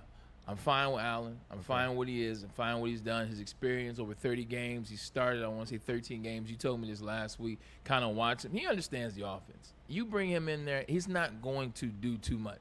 Like, he's not coming in there, guns is blazing. Hey, look, hey, all right, zipper 4, and here's your. Now, he's not doing that. He's going to come in there. He's going to hand the ball off. He'll do the subtle things. So I'm comfortable with him. I thought he tried to do too much in the first game.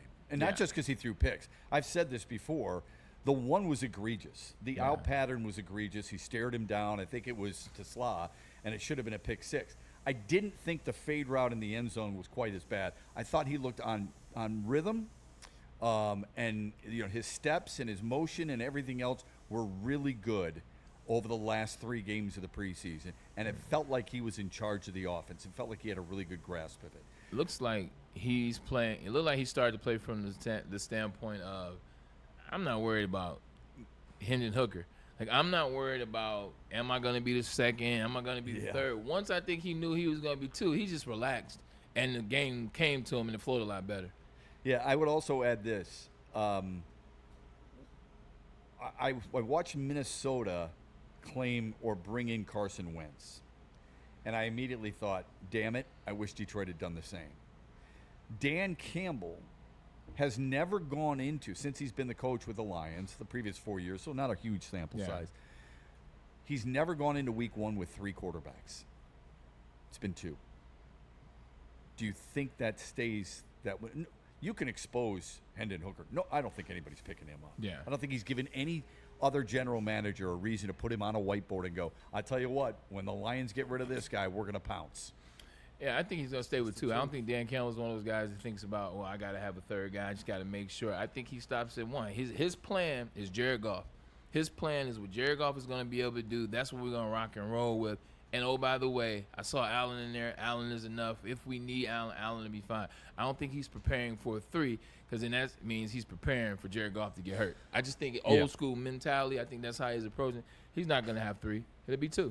Unlike your first team that drafted you, they're going to go with 4. 7. Cleveland. It's unbelievable.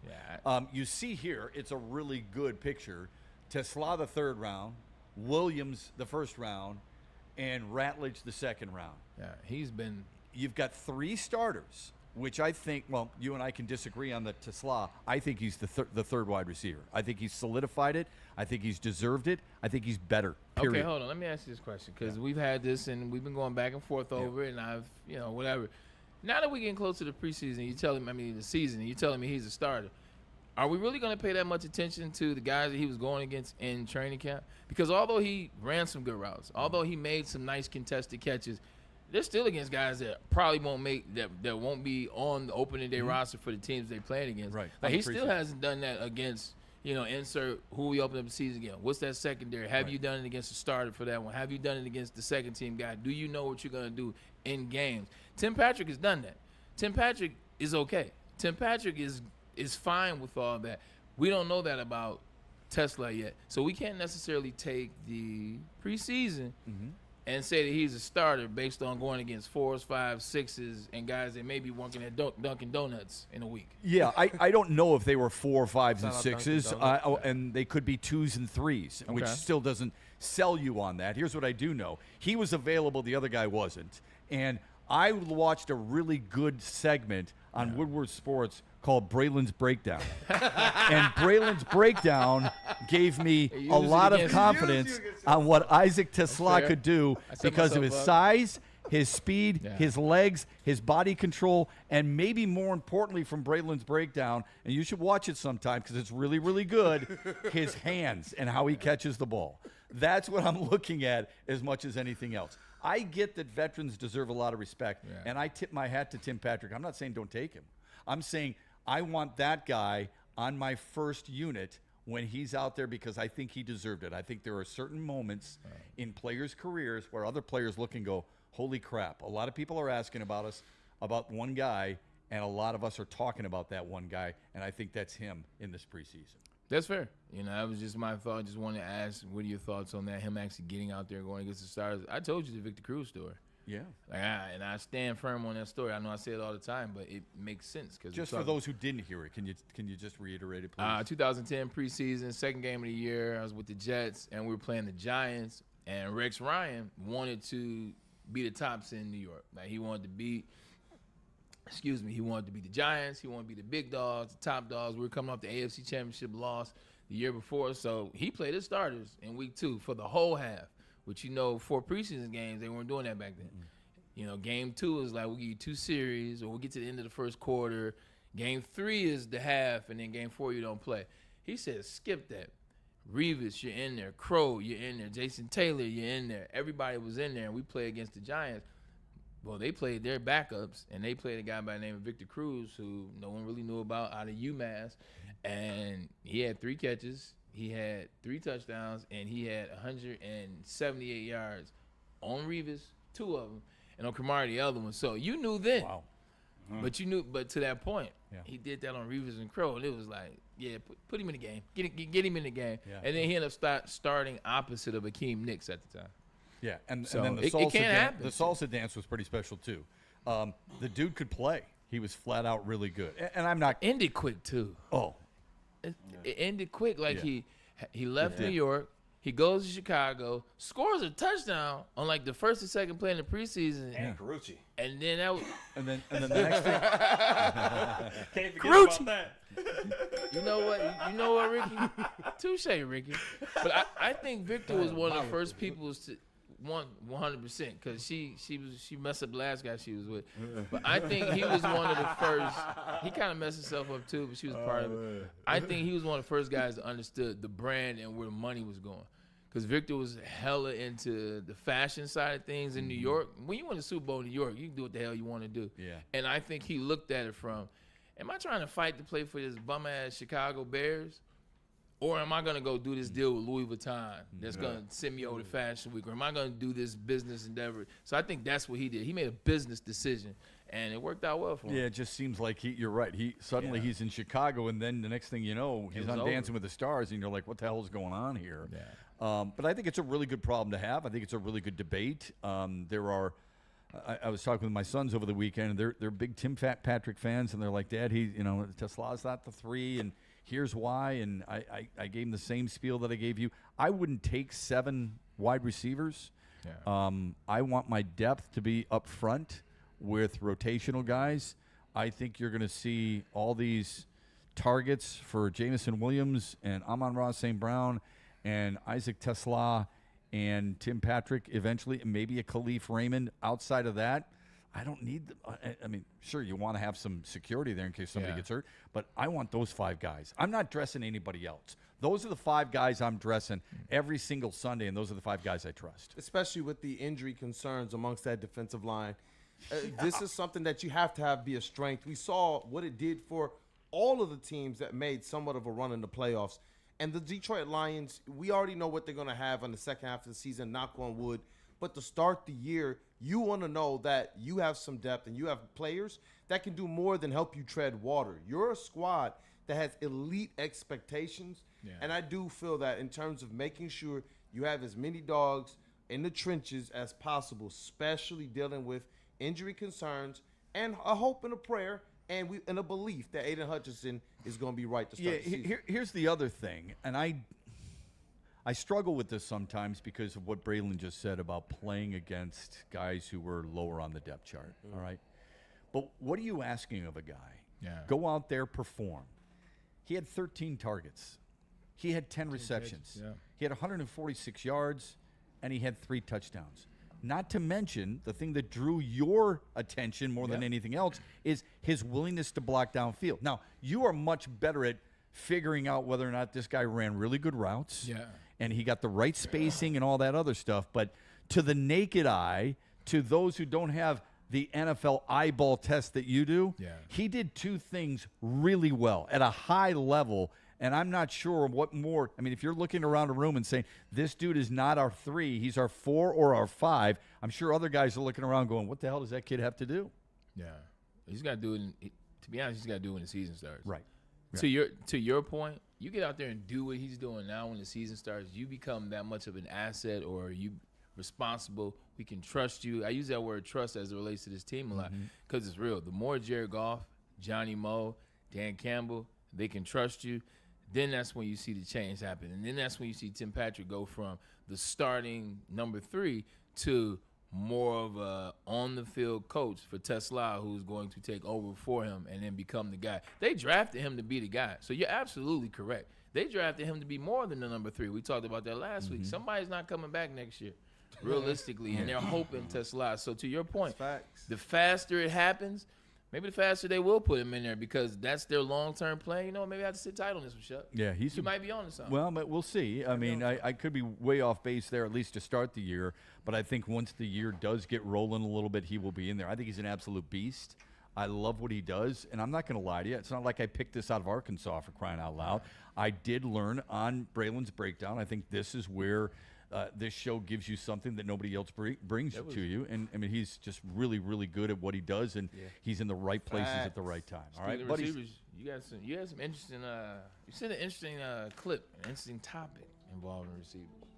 Oh, good. Well, maybe a top 10.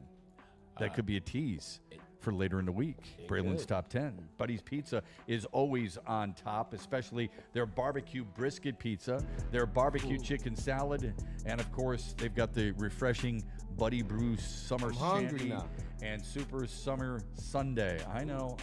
I do this to you all the time.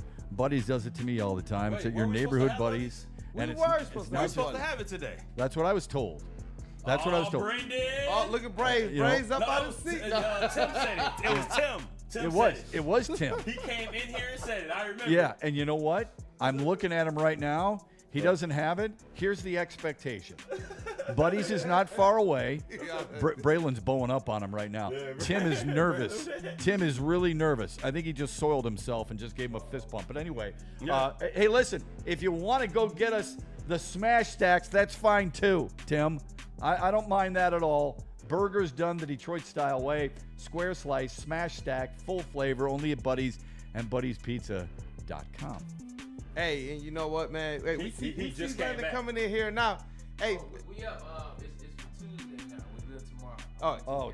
He said Tuesday. We good. And you know what, man? While he's taking care of that, I'll do this ad read right now. Make sure you guys stay connected with Woodward Sports on all social platforms. You guys see it there. You got YouTube, Instagram, X, Facebook. You got TikTok. You got Twitch. Why? breaking news, obviously the 4 main shows, the side content, the weekend content, all of the Lions content that we got coming for you guys this Lions season. Hey, you know what? The college football season, including Braylon Edwards tailgate takeover. There's so many reasons to stay plugged, to stay connected with Woodward Sports, including all of the giveaways, man. Y'all know people have won cash. Some of y'all have won merch, tickets, giveaways, and so much more. So stay plugged with Woodward Sports. That is at Woodward Sports everywhere. Why do we fight? We fight to protect the innocent, to hold the powerful accountable, to bring the oppressors to justice. Why do we fight? We fight to secure and preserve our civil liberties, to get each and every one of our clients the justice they deserve, and to make the lives of real people just like you whole again. ThenFights.com.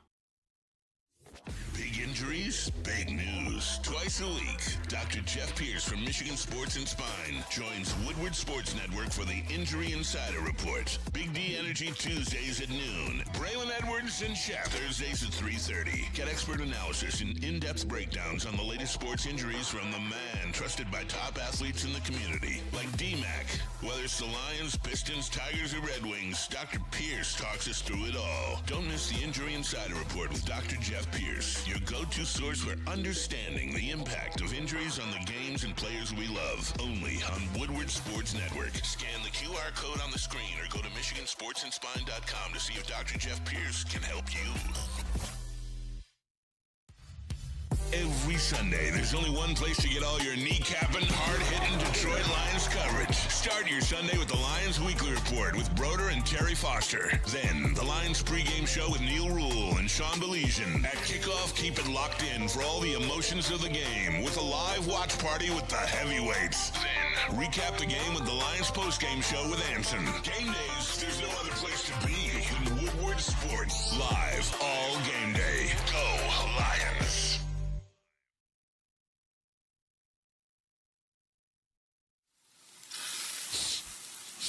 You smell that?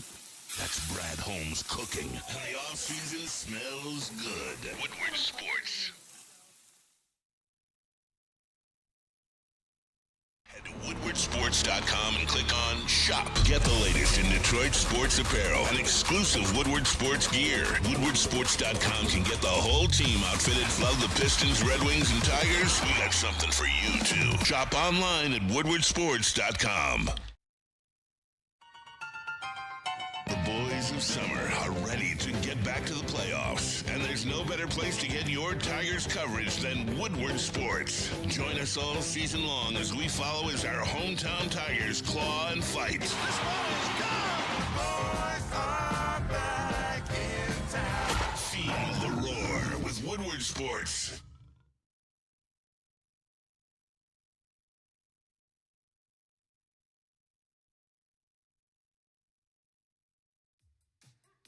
How do people feel about getting a Planet Fitness membership for $15 a month?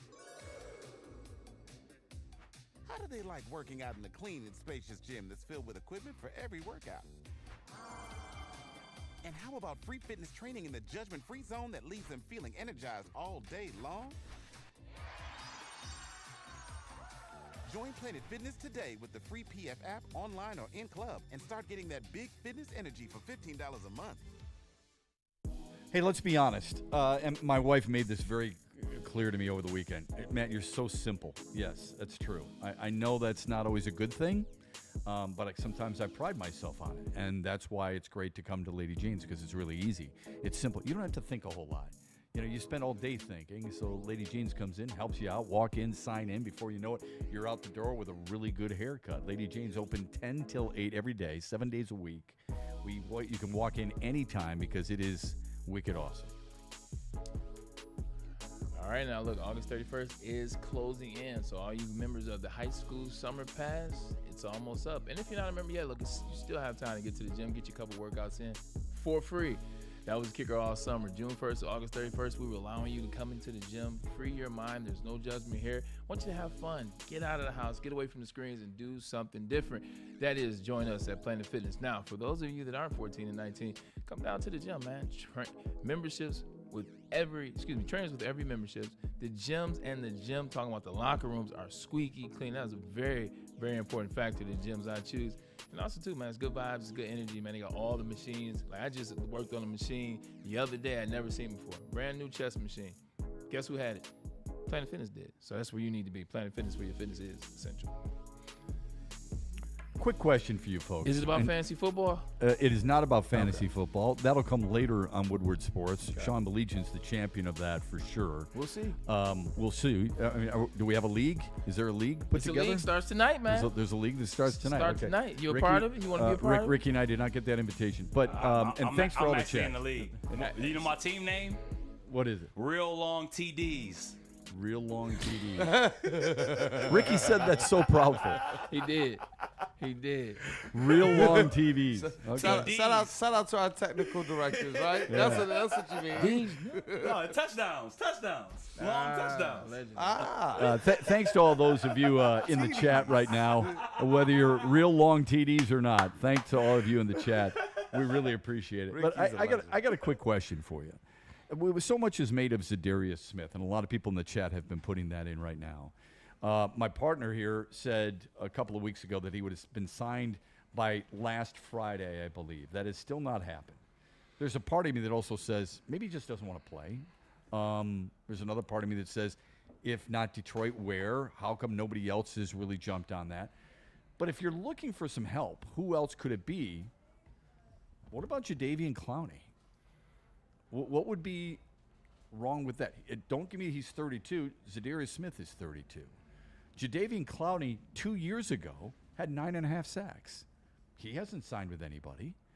If you're looking for depth, all right, and you think you're going to get X amount of snaps and X amount of games out of certain guys, Marcus Davenport, for example, what would be wrong with bringing in a guy like Jadeveon Clowney to see if he fits?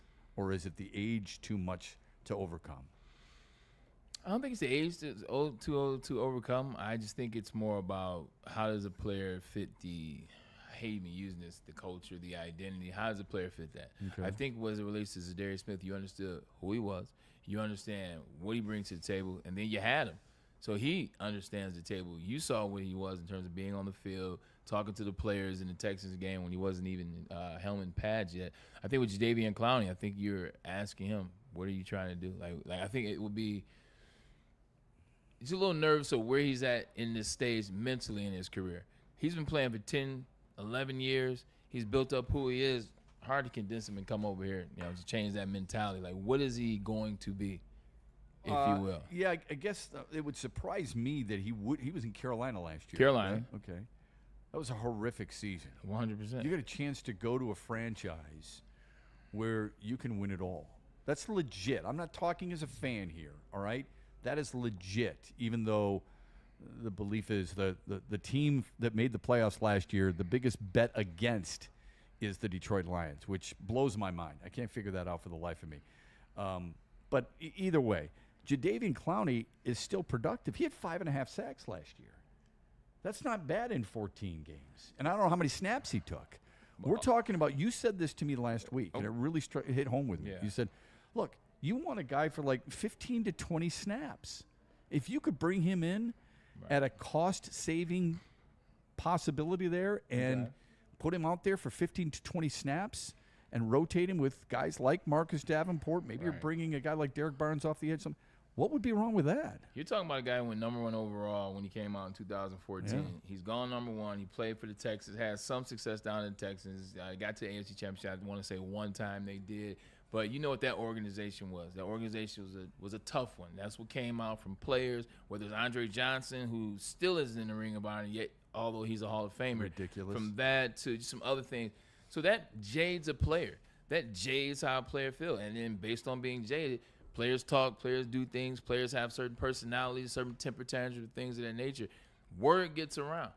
word gets around about Jadeveon Clowney. Not even necessarily he did it or not, or it's true or not. Then he goes to Tennessee and he goes to Cleveland. Cleveland was another bad situation. Went to Seattle, too. Went to Seattle as it was at the end.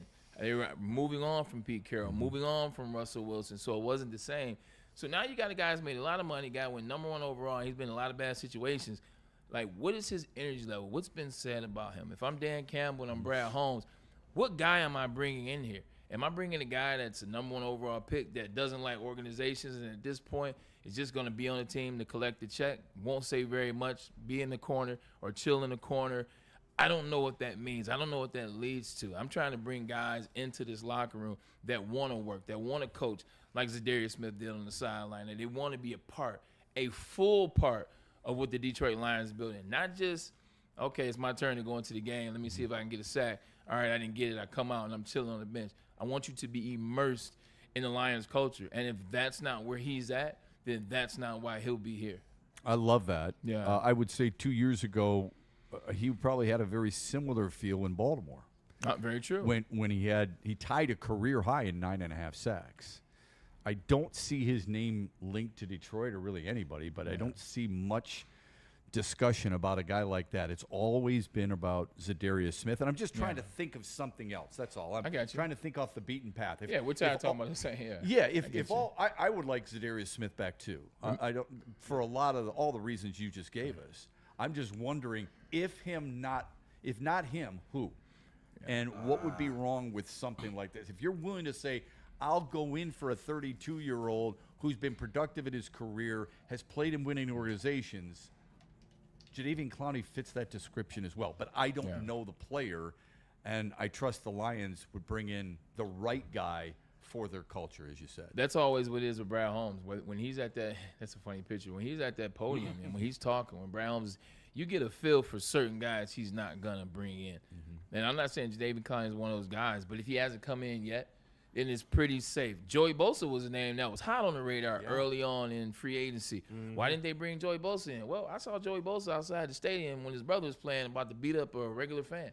Like, things like that travel. You know, remember another Ohio State guy. I can't think of his name right now. Chase. Oh, my God.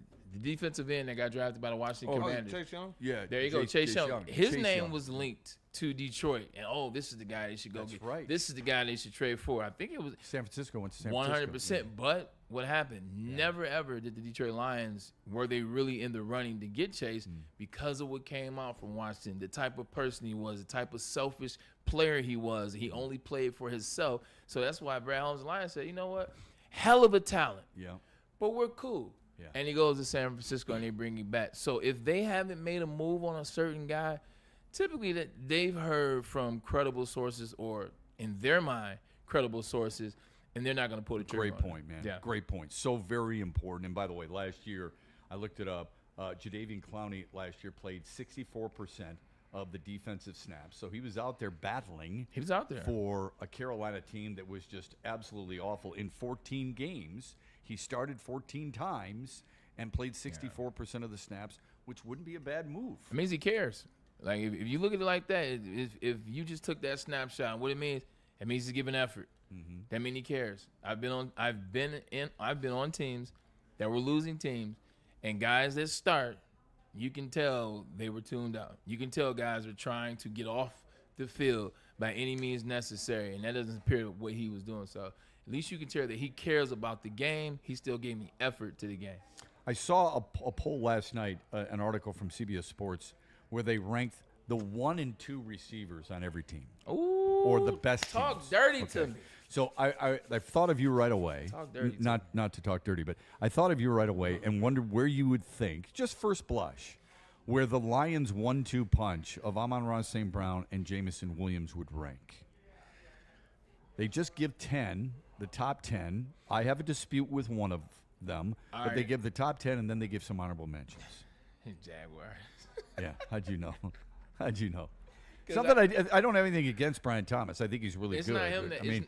We'll get to that. It's not him. I agree with the other person. Yeah. The Lions shouldn't be lower than 5. I'll start the base there, and you can actually take them up to, if you want to, if you really want to be sneaky, you could take them up to 3. Like if you just truly wanted to, I would have them 4 or 5. Okay. But who would you have ahead of them? Eagles, because I say it all the time, A.J. Brown and Devontae Smith, they cycle through who's number 1. A.J. Brown is a better receiver, but Devontae Smith's not far off the beaten path. Right. And So the number 2 could easily be a 1 in most And he teams. does things better than A.J. Brown. He's a better route runner than A.J. Brown. I think he catches post routes better than A.J. Brown. I think I think he works the sideline just as good. Maybe not better because A.J. has a knack for getting those feet in bounds. But I think they're 1. Okay. And you're looking at a guy that won the Heisman, and when you look at the season, it was deserving of the Heisman. Absolutely. So, yeah, I think they would be 1. I think number 2 belongs to Jamar Chase, T. Higgins. Yeah, I had them as 1, but okay. Yeah. I'm good with them as 1. I actually would prefer them at 1 because he's a Triple Crown guy, and T. Higgins, if he went to most teams, he's going to be a guy that get you 1,300 yards. So I'm fine with that. Yeah, combined they had 2,800 yards a year ago. Jamar combined, T. should be 1. Combined, they have 27 touchdowns last year. And combined last year, they had over 200 catches. Receiver awards, since we're talking about those, I know another guy that won a Blitnikoff. He plays for the Minnesota Vikings, and his counterpart is arguably the best receiver in the league. That's Justin Jefferson and Jordan Addison. I think they're on the fritz just ahead of Amon-Ra and J-Mo to me. And then well, those are 3 of what they said. The only other team, and remember, Jordan Addison this year is going to miss the first 4 games, right? Which shouldn't knock him from last year. But the other team they got is Dallas. They got CeeDee Lamb and George Pickens, and you could argue. I mean, both those guys. George Pickens was the number 1 in Pittsburgh. Both those guys are number 1 receivers. But are we arguing? See, here's where I get crafty. Okay. Are we arguing who's a better receiver? Because if you want to go who's a better receiver, George Pickens or J-Mo, George Pickens has had more electric moments than J-Mo. However, George Pickens has been a head case. Mm-hmm. Like, I've seen consistent growth from Jameson Williams as a wide receiver from year 1, which he didn't really play, but year 1 to year 2 to year 3 to what I've seen in training camp. I like the maturation of J-Mo. I like what I'm seeing. I trust what that looks like. I know what Amon-Ra St. Brown, J-Mo, and Jared Goff are going to look like. I don't know what CeeDee Lamb and George Pickens are going to look like. I don't know. They're boys now. They're acting like they like each other now. Yeah, we're going to turn up. This is it. It's us. It's me and you. Then what happens the first time you throw the ball when I thought I was open? Now we're arguing. Oh, by the way, I don't like the quarterback. No way. So I'm not putting CeeDee and George Pickens ahead of what I've already seen out of Amon-Ra St. Brown and J-Mo. I don't disagree with that at all. Yeah. I really don't. I think CeeDee Lamb has shown some immaturity still even at this stage of his career, and George Pickens talent-wise, yeah. If Mike Tomlin doesn't like you, there's a bit of a problem, I think. And he only had 3 touchdowns last year. Number 6, as you can see, they've got the Rams. The Rams of Devontae Adams and Puka Nacua. I love that matchup. I love those 2. Devontae Adams is my favorite wide receiver in the last 15 years. Like, I love Jamar Chase. I think he has a chance to be he's got a chance to fall on that list of receivers and that pantheon. Devontae Adams is still my favorite receiver to watch, though. And I think Puka Nacua is really well-rounded. Man's man. Then they have Tyreek Hill and Jalen Waddle. Too temperamental. And Jalen Waddle tends to disappear. Yep. He only had 2 receiving touchdowns last year. Okay? Yeah. So I don't know how you put them in there. Jacksonville, this is a farce.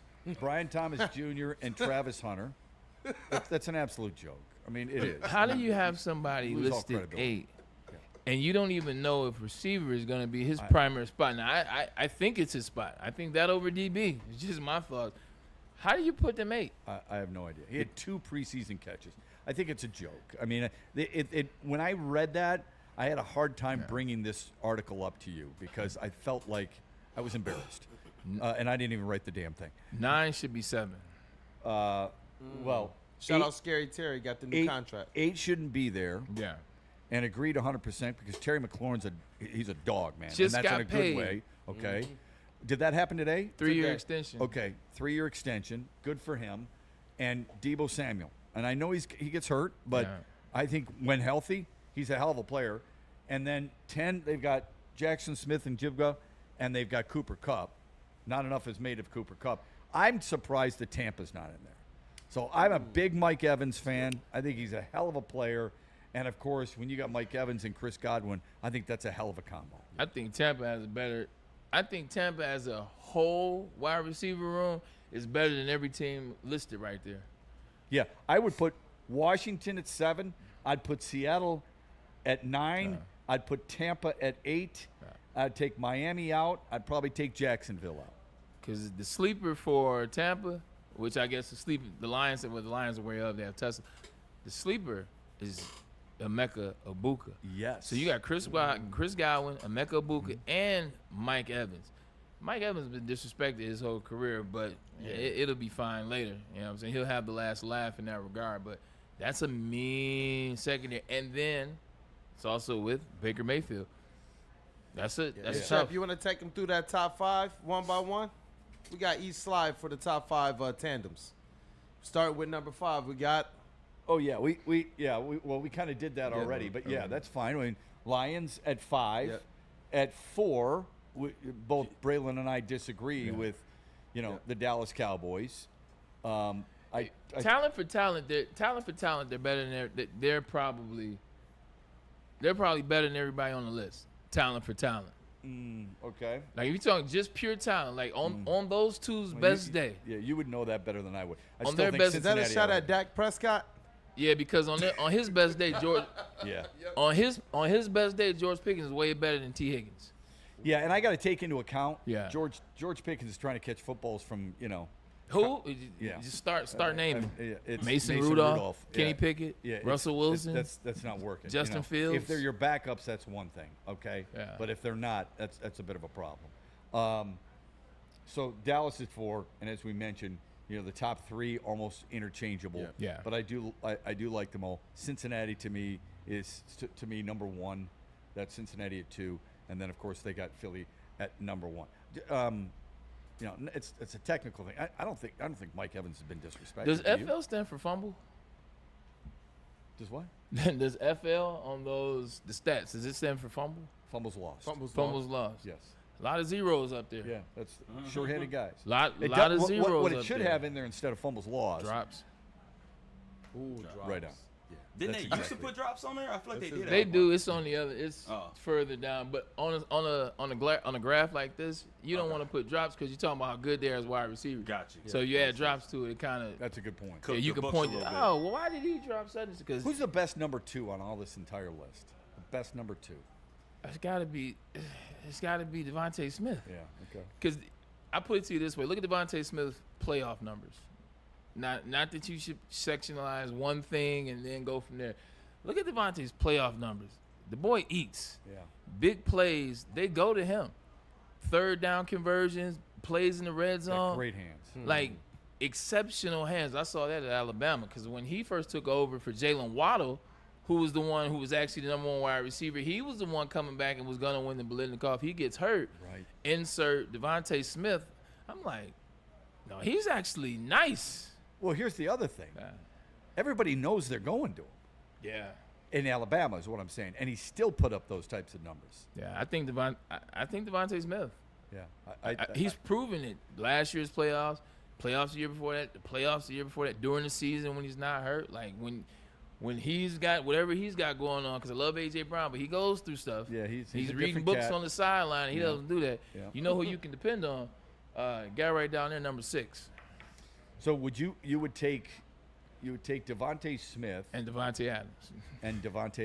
Yes. Yes. Those would be they've got Devontae Adams as the 1. Over Puka? Yeah. In that case, Puka's. Yeah. In that case, Puka. Puka's In that case, Puka's 1, Devontae's 2. Oh, you think so? I'm taking Puka over Devontae Smith. Okay. We saw Puka with our own eyes down the street. Yeah. Like right down the street. Yeah. We saw him with our own eyes. And then I think how he had that major year his first year, 1,400 yards. You're like, oh, man, this is crazy. But, things happen for a rookie, right place, right time. What does he do?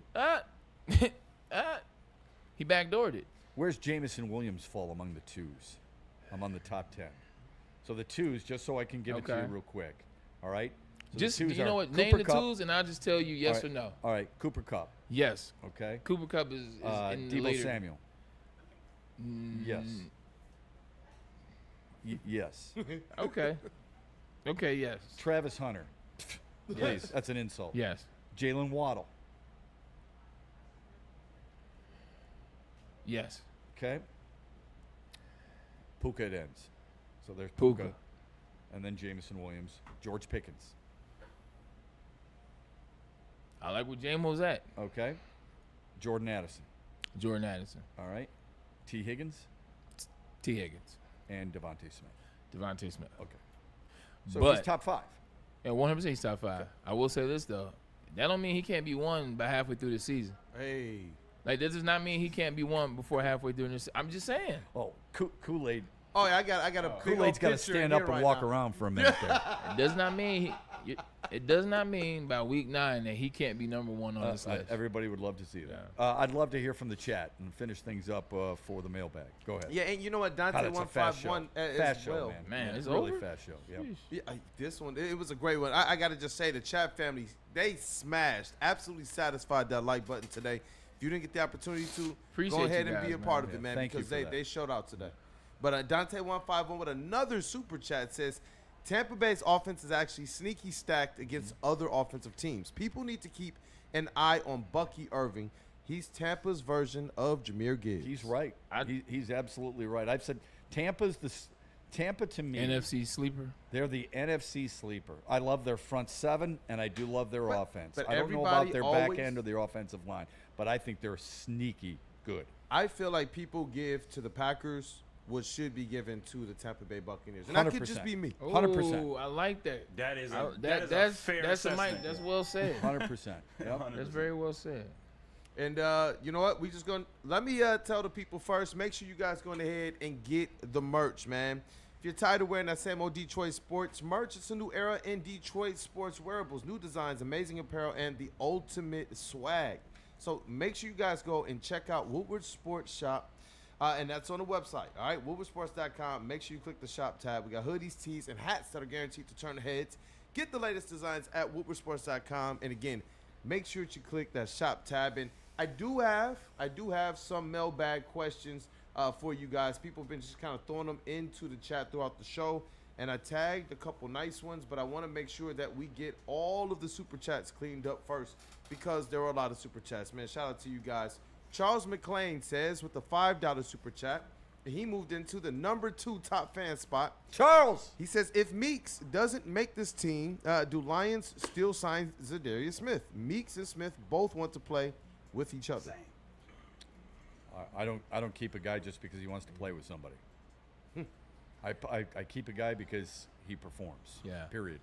And I think that dude has played really well in the preseason. I think he's been really, really good. I just wouldn't take 7 receivers. Somebody's not going to make it on my team. I'd take 6, but not 7. I don't care if they're related or not, with all due respect. If Zadarius Smith says the only way I'm signing with you is if you keep Jordan Meeks, then I'll say, okay, thanks a lot. Jordan Meeks has got to earn it. If they think he's earned it, that's a bonus. But I wouldn't take him just for the sake of It feels like family. that's the Dan Campbell way. It's I understand a leverage thing, but he has none. Yeah. Like, that's a comment he make after Aiden Hudson signs for, whatever he signs for, 35 a year. He's like, oh, by the way, my cousin is on the practice squad. Like, I'm almost, all right, you got it. Yeah, in my contract, my sister's going to sing the national anthem. Unfortunately, you got it. I But get it. Yeah. I was looking at Tampa's schedule. Yeah. I know we're going to get back to those. Yeah.